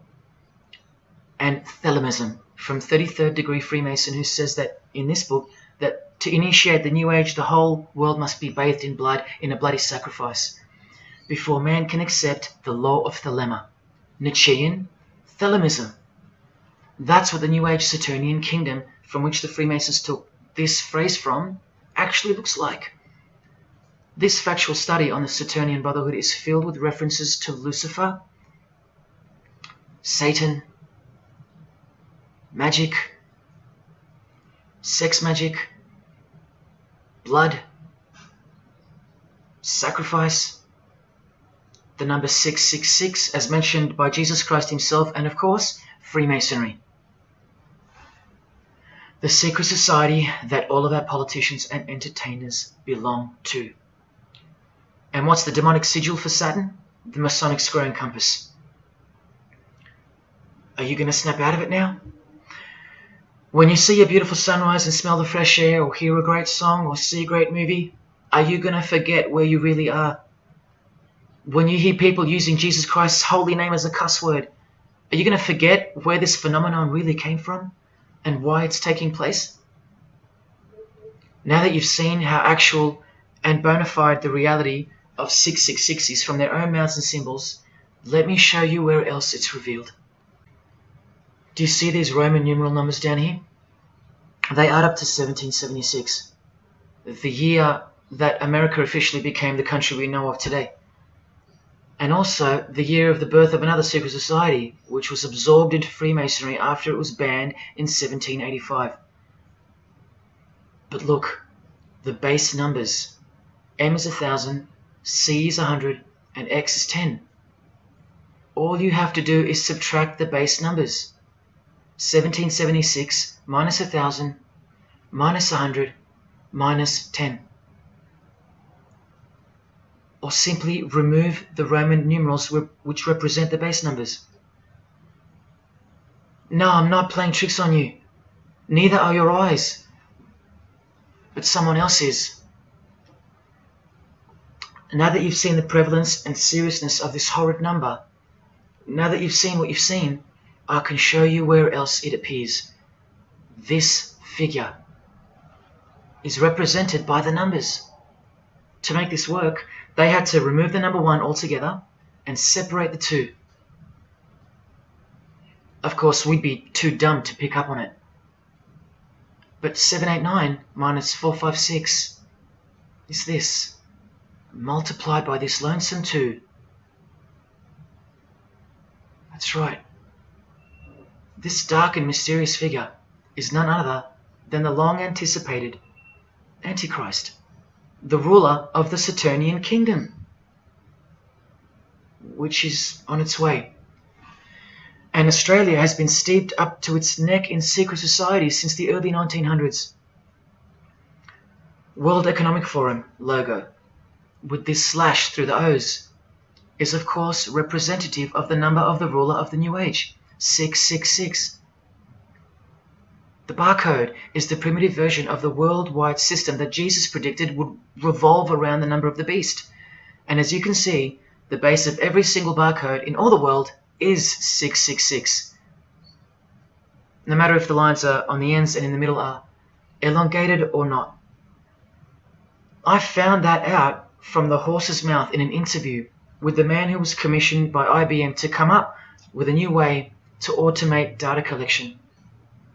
There are in fact 3 6s in the Google logo, which comes from this occult symbol. Coincidence? And he found in a Masonic lodge the square and compass symbol appears in the middle of a hexagram, which is a symbol used in the royal art of Freemasonry, Witchcraft, as shown in this book. Well, among other things, the hexagram itself can be broken down to quite clearly represent 666. This is a Masonic square and compass designed by the Penal Masonic Lodge, symbolizing world unity. Up the top you find the logo of the United Nations. Well, there are 33 segments in the UN logo, symbolizing the 33 degrees of Freemasonry. See this crop circle here with the Masonic eye on top of the pyramid? I know nothing about crop circles and the phenomenon of them, but I know how many rays are coming off the eye. 33. 33 degrees of Freemasonry. Don't forget that the highest authority of Freemasonry already admitted to be the designers of the pyramidal seal in a 1962 edition of their magazine, The New Age. I've shown you how the inverted pentagram makes for the spelling of the word Mason in the same seal. Well, that same pentagram with the elongated top horns appears here in a European Union logo. An inverted Satanic pentagram right in front of our eyes. Here's the European Union building architecturally mimicking the Tower of Babel. That was the very same tower that the God of the Bible destroyed thousands of years ago, according to the Bible, when Nimrod, one of the admitted founders of the original craft of Freemasonry, tried to unite the world under one world government. So this logo and this building design is a clear statement to the God who intervened the first attempt at a world government. This is England's Secret Service logo for MI5 with the word intelligence being symbolized by the eye of Lucifer, who was viewed as the most intelligent entity in existence by the secret societies. And this is the symbol for the Information Awareness Office. You know exactly who's in control, and now you know exactly what they want, and they will get it. In a 1962 article written by former US President and Freemason's wife, Edith Roosevelt, in the New Hampshire News, and speaking of the spiritual counterpart building for the United Nations, called the Temple of Understanding, she writes that the symbolism planned for the building dates back to the black magic practiced by the high priests of ancient Egypt, and that the building will contain a giant eye. You don't have to wonder why now, because you know why. This clothing designer is fully aware that the one-eye symbol is synonymous with Satan and a hatred of Jesus. Does this movie poster make any more sense to you now? Well, are you ready for the second biggest shock of all? Whatever you think of what you're about to see, please come see me on the other side of this so I can show you something. This clip only goes for a few minutes. And keep in mind, the only reason I'm showing you this to you is because the writer and director of the preview of this movie-style documentary was murdered, along with his wife and his little daughter and his dog, all before the production could begin. The murder was made to look like a murder-suicide, the news of which never made national broadcasts, just the local news. Case closed, nothing to see here. You have to ask yourself why. After so many movies with a dystopian, World War, totalitarian type theme, why was this movie so dangerous and strictly unacceptable for public viewing that a whole family would be murdered? Well, this movie was going to tell us about America's secret destiny. And one other thing which you'll see on the other side of this clip, an amazing thing. As titled by Manly P. Hall over 100 years ago, what's the secret destiny of America? Well, it's this.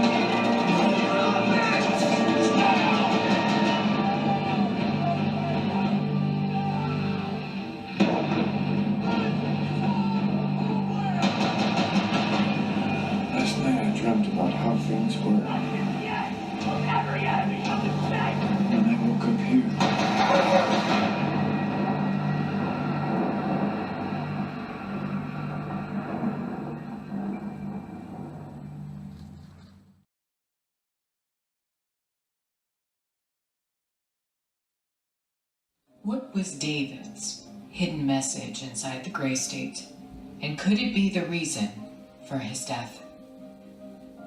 Perhaps the scariest part of Grey State's conceptual trailer is this character here, who appears to be operating a guillotine. David Crowley was very intentional in this frame of the movie. He added something that I believe he wanted the people to know about. Who is the identity of this executioner? If you look closely, you will see that this terrifying character is wearing something around his waist.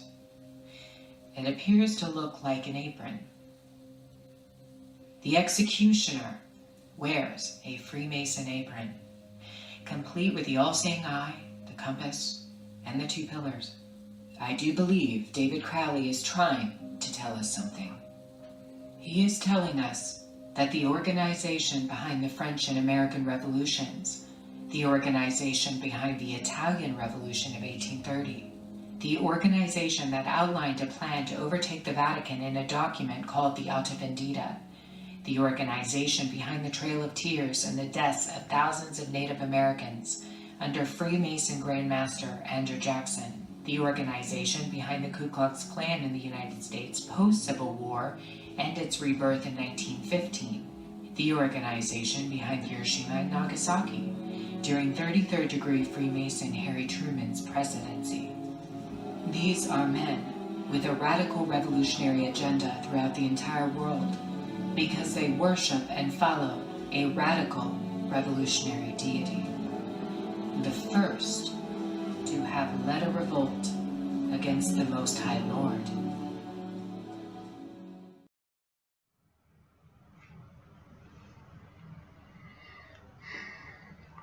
When I was in high school, coming from a completely non-Christian and non-religious family or background, I distinctly remember the first time that I decided that the Bible or the New Testament, to be more precise, was definitely not true.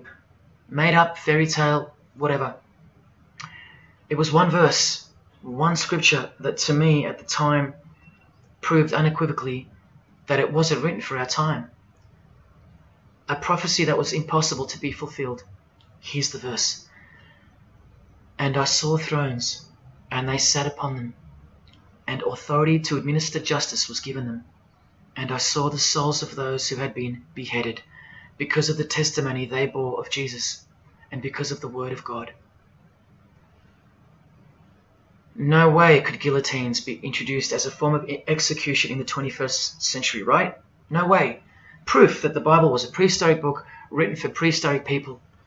And this is long before he woke me up on a midnight highway to spare my life from a high-speed collision into a concrete wall.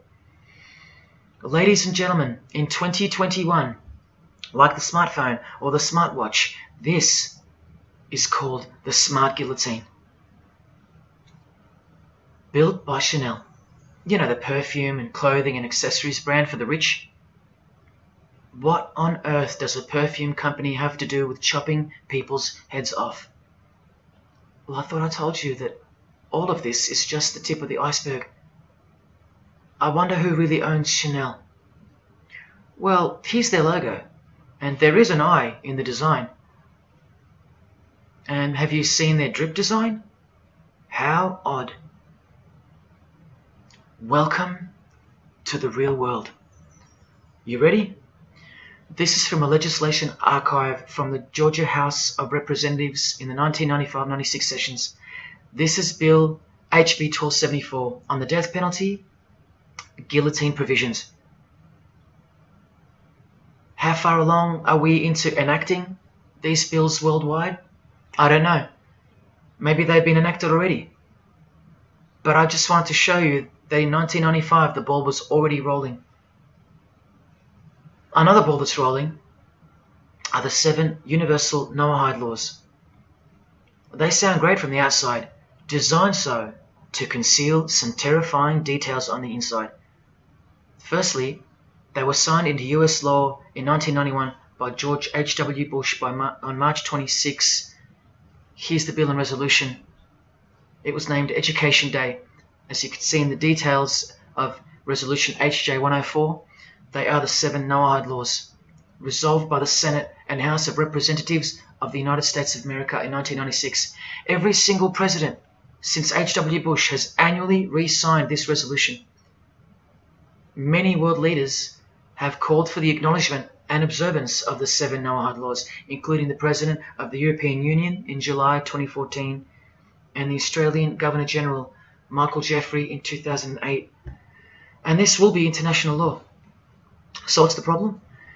Well, just for starters, the law against idol worship will include, quite specifically, the worship of Jesus Christ as the Son of God, which the Noahide laws will classify as blasphemy, and the punishment for transgressing the 7 Noahide laws and for blaspheming the ineffable name of God by calling Jesus God is decapitation. I'll let you take that in for a second. This will be governed by a world court with no possibility of appeals. Something like this, an international Sanhedrin. Who do you think is truly behind these laws? Well, I can show you that right now. Here is the bill being signed into law by H.W. Bush, and here is their signature hidden in plain sight, the hidden hand of Freemasonry, displayed by this sinister and gloating-looking individual. And you know what Freemasonry is a cover for now. Who do you think designed the guillotine in the first place? This guy, Joseph Guillotine, a Freemason. Still don't believe in the prophecies of Jesus Christ? You're still in denial?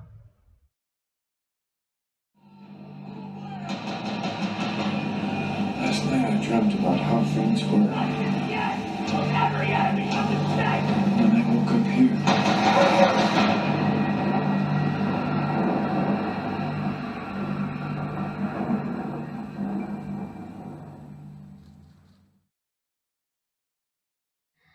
Well, that's why the director was murdered. And his wife, daughter, and dog. I think of them often, and sometimes when I need spiritual sobering up, I think of that fateful and evil night where that beautiful Christian family were brutally eliminated.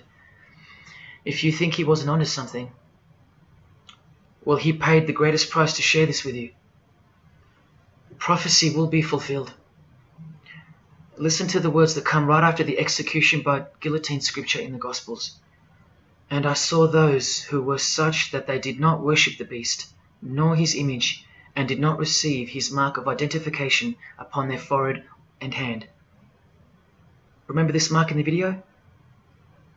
I'm not saying that the director knew what the mark would be, but based on the symbology, he knew who would be behind it. Look at the triangular symbol of the Freemasons. The Masonic triangle around the eye, and the Brotherhood of Satan.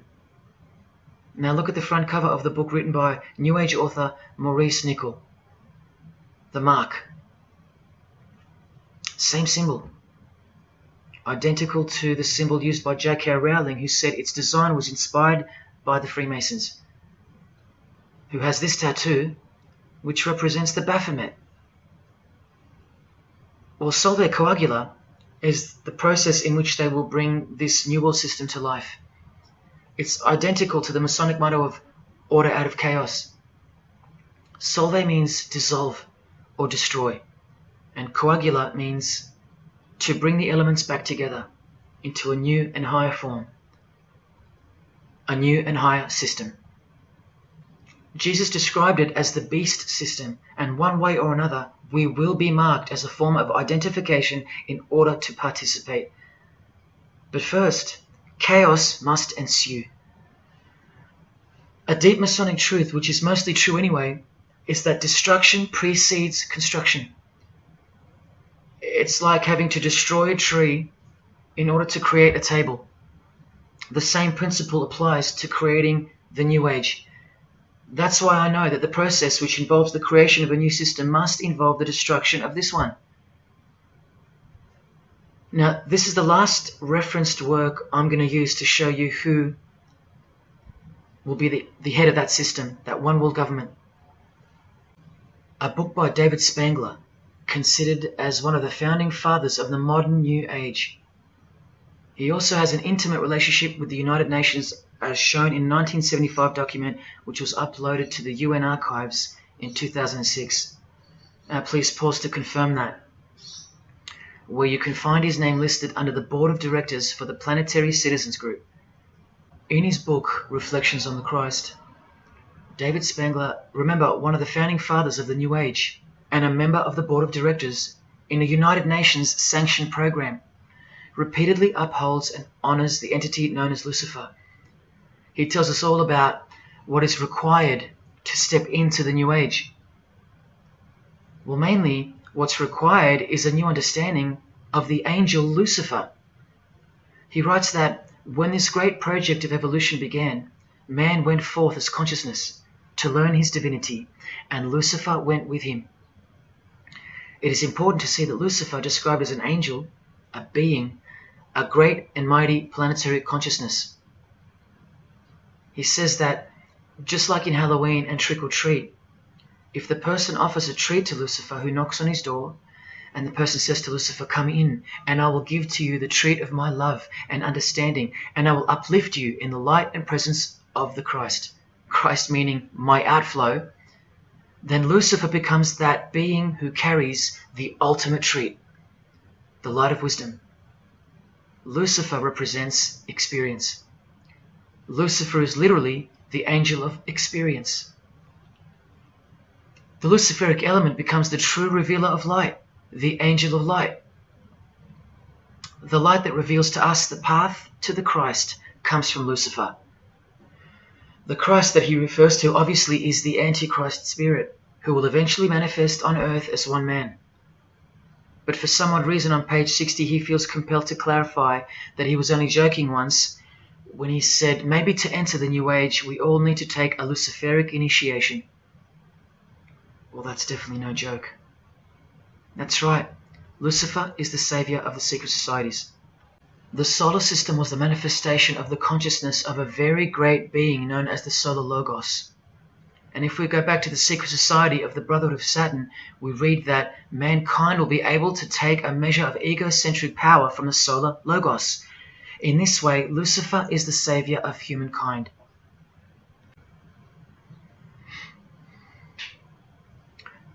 Do you see who you're dealing with?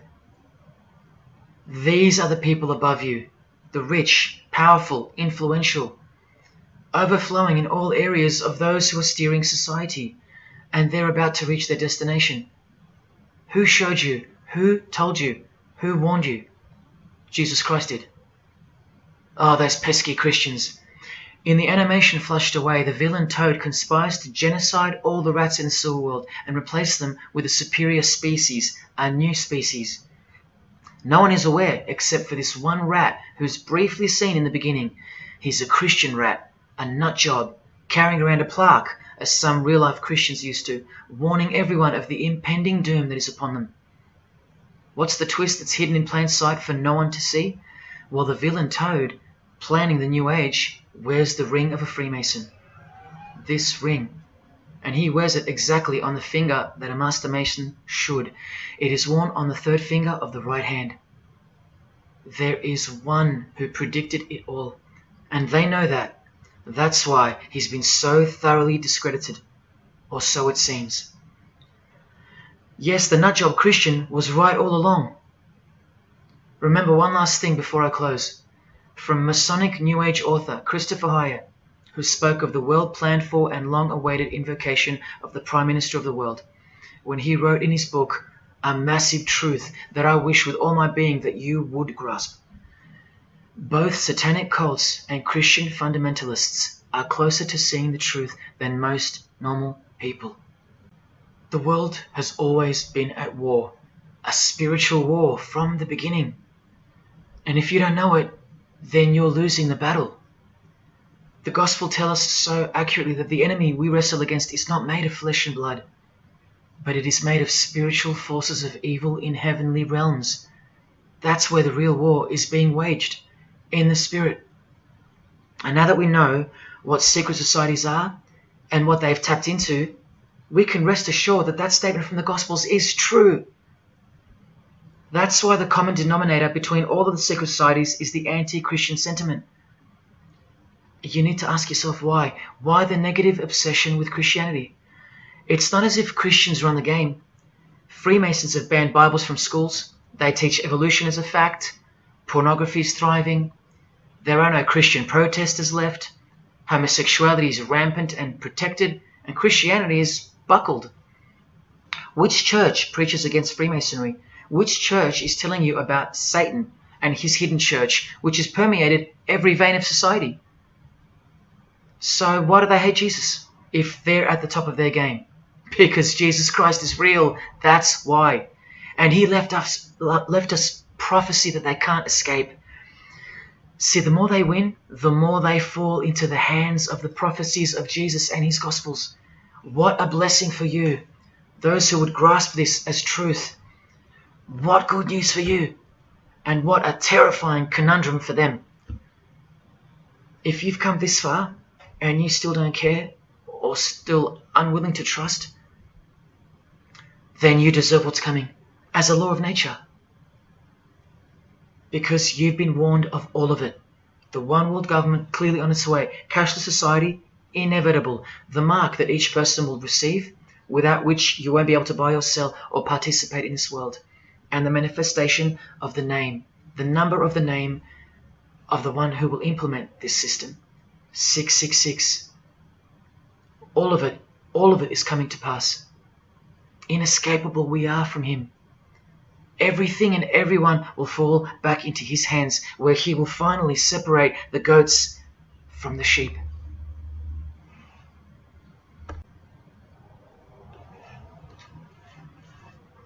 Now watch the Bible destroy Freemasonry like no other book in 2 minutes. Regarding their lodges and obelisks, their heart is faithless. Now they must bear their guilt. The Lord will break down their altars and destroy their sacred obelisks. And speaking of the bloodline that gave birth to Jesus, God says, "You shall not set up for yourselves a sacred pillar, which the Lord God hates." See what you're up against, Freemasonry? While Freemasonry meets and speaks in darkness and secret, Jesus said, "I have spoken openly for all the world to hear, and in secret I've said nothing." Freemasons are known as builders. Well, the stone which the builders rejected has become the cornerstone. Everyone who falls on that stone will be dashed to pieces. Anyone on whom it falls will be crushed. Every Masonic lodge is built so that all the members face the east. Who are these men with their backs toward the temple, facing the east and worshipping the sun? It is detestable. Freemasonry does evil in secret with their hidden hand, but they blow a trumpet over the hand that does good.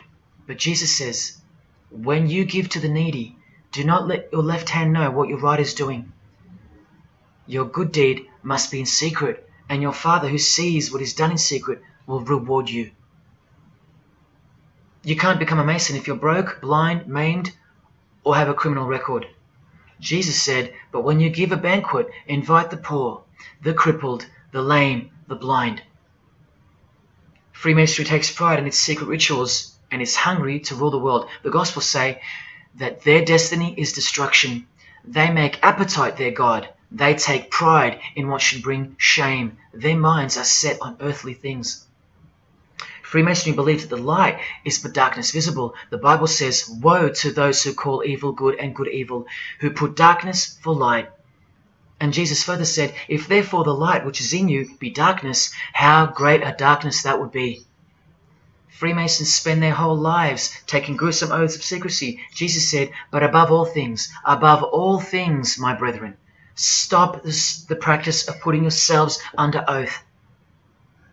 Freemasonry is built upon a hierarchical system, a pyramidal system. Jesus said, "For everyone who exalts themselves will be humbled, and whoever humbles themselves will be exalted." We could go on and on, but we're going to end on this one. Exclusively written for the practices in the lodge room of political Freemasonry. A troublemaker and a villain, who goes about with a corrupt mouth, who winks with his eye, signals with his feet, and teaches with his fingers, who plots evil with deceit in his heart. He always stirs up conflict. Therefore, the disaster will overtake him. He will suddenly be destroyed. That is Freemasonry through and through. And apart from the man in the mirror, prior to your baptism of the Holy Spirit, Freemasonry is the villain. They do go about with a corrupt mouth as they are sworn to secrecy.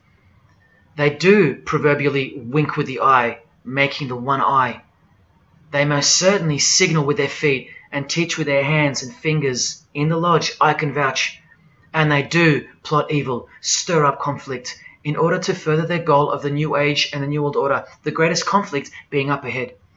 But thank God Almighty above, the verse also tells us that disaster will overtake them, and they will be destroyed. One frightful and glorious day, you can count on that. Because the only thing you can count on in this world, more than death, more than taxes, is the Son of God.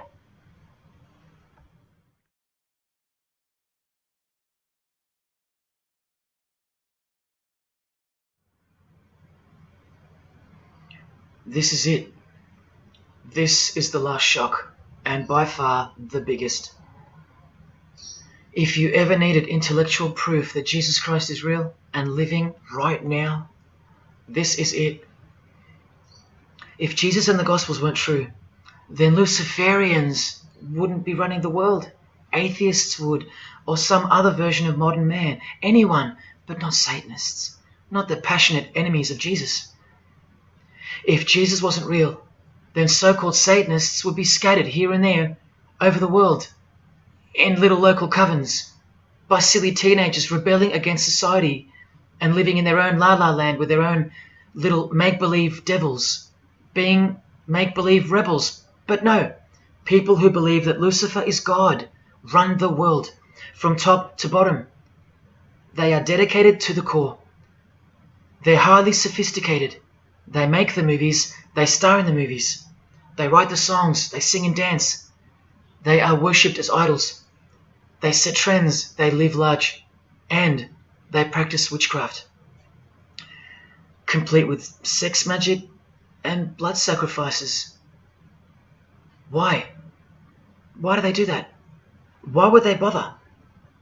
Because witchcraft is real and has been since before civilization began, hidden from the vile multitude who have been stupefied by propaganda to the point that they don't believe in anything anymore. And who waged a war on witchcraft on your behalf? God did, the God of the Bible. If Jesus wasn't real, Luciferians wouldn't be building their paradise on earth. Atheists would. If Jesus wasn't real, Luciferians wouldn't be passionately hating him to the point of keeping their existence hidden under penalties of torture and death. Lo and behold, in the 21st century.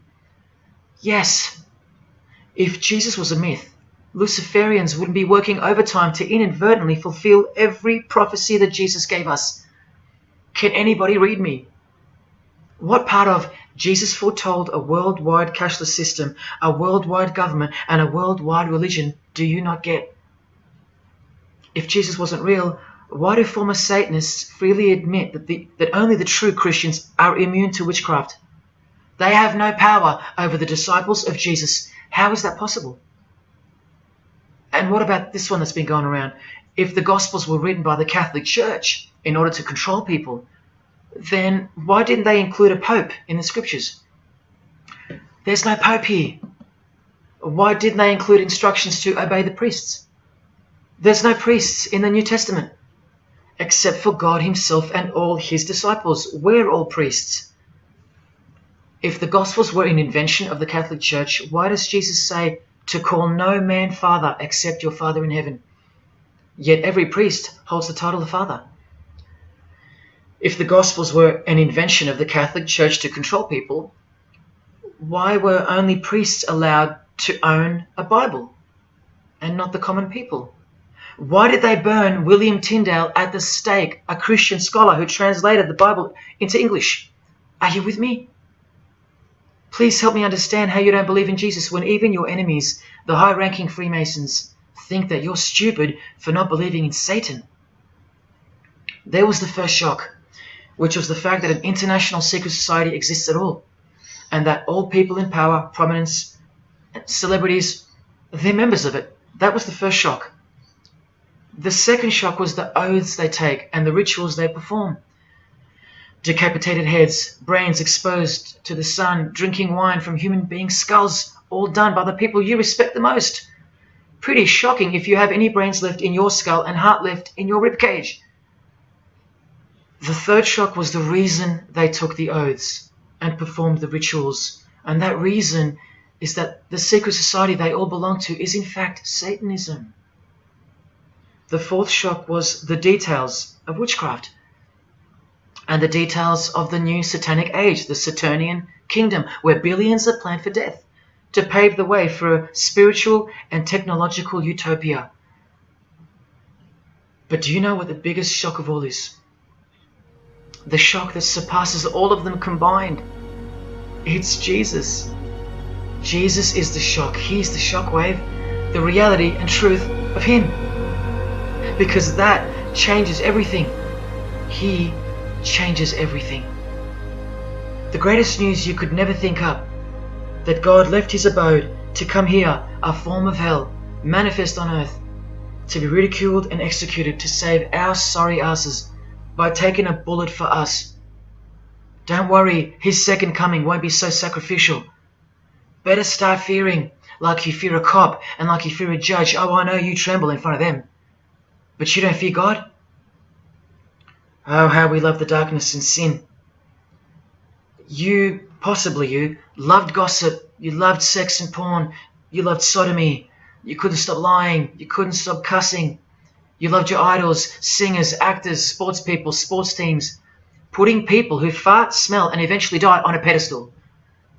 You just couldn't cut yourself off from the ways of the world.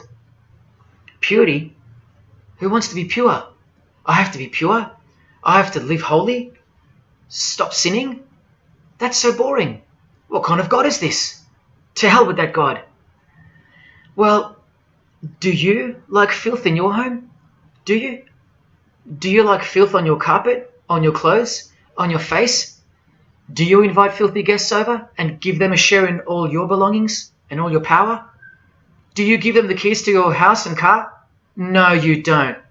But the Creator, who has the greatest house of all, he should. We can barely earn $1,000 a week, and we don't give that away to anyone. But now God should share his wealth with you, the unclean, the unrepentant. Is it too much to ask your filthy guests to clean up before they enter? To watch their mouths, to control their willy? Is that too much to ask? Oh, but if God was real, what about all the children that die? What about them? What are you doing about them? Are you still stuck on which phone you're going to upgrade to or what's for dinner? Why don't you leave your abode, your luxuries and your loved ones and risk it all to go save some children yourself? Oh, but what about all those who've never heard of Jesus? Let me ask you, what's your excuse? I know they have one, but what's yours? You've heard of him.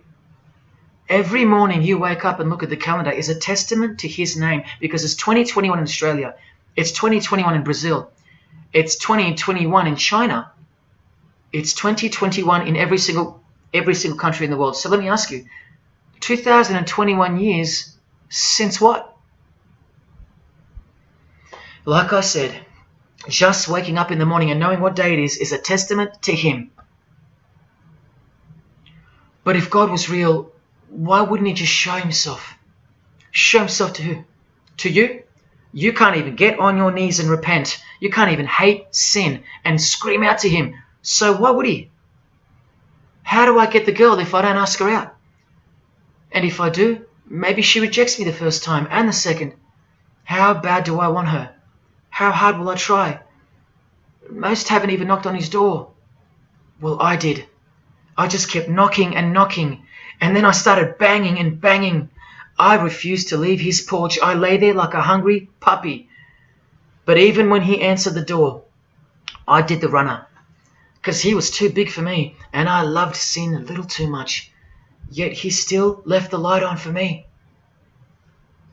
But here's the craziest part about people who ask me why he doesn't just show himself the way they'd like him to.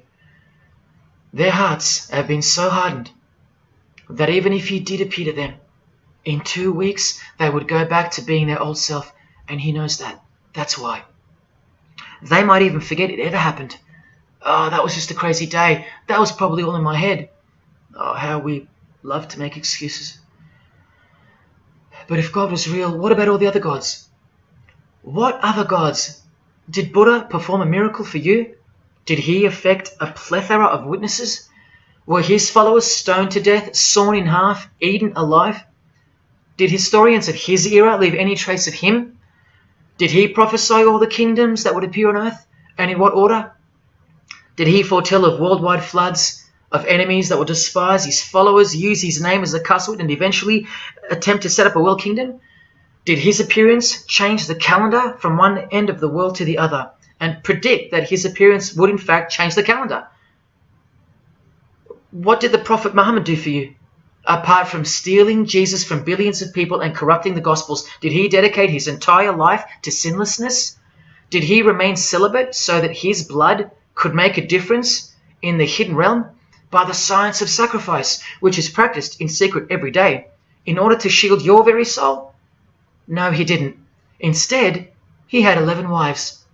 One of them was 9 years old, and he lived like a king, while the real king lived like a slave, and died like one too, and washed the feet of his disciples, while demons trembled at his name and presence, and still do.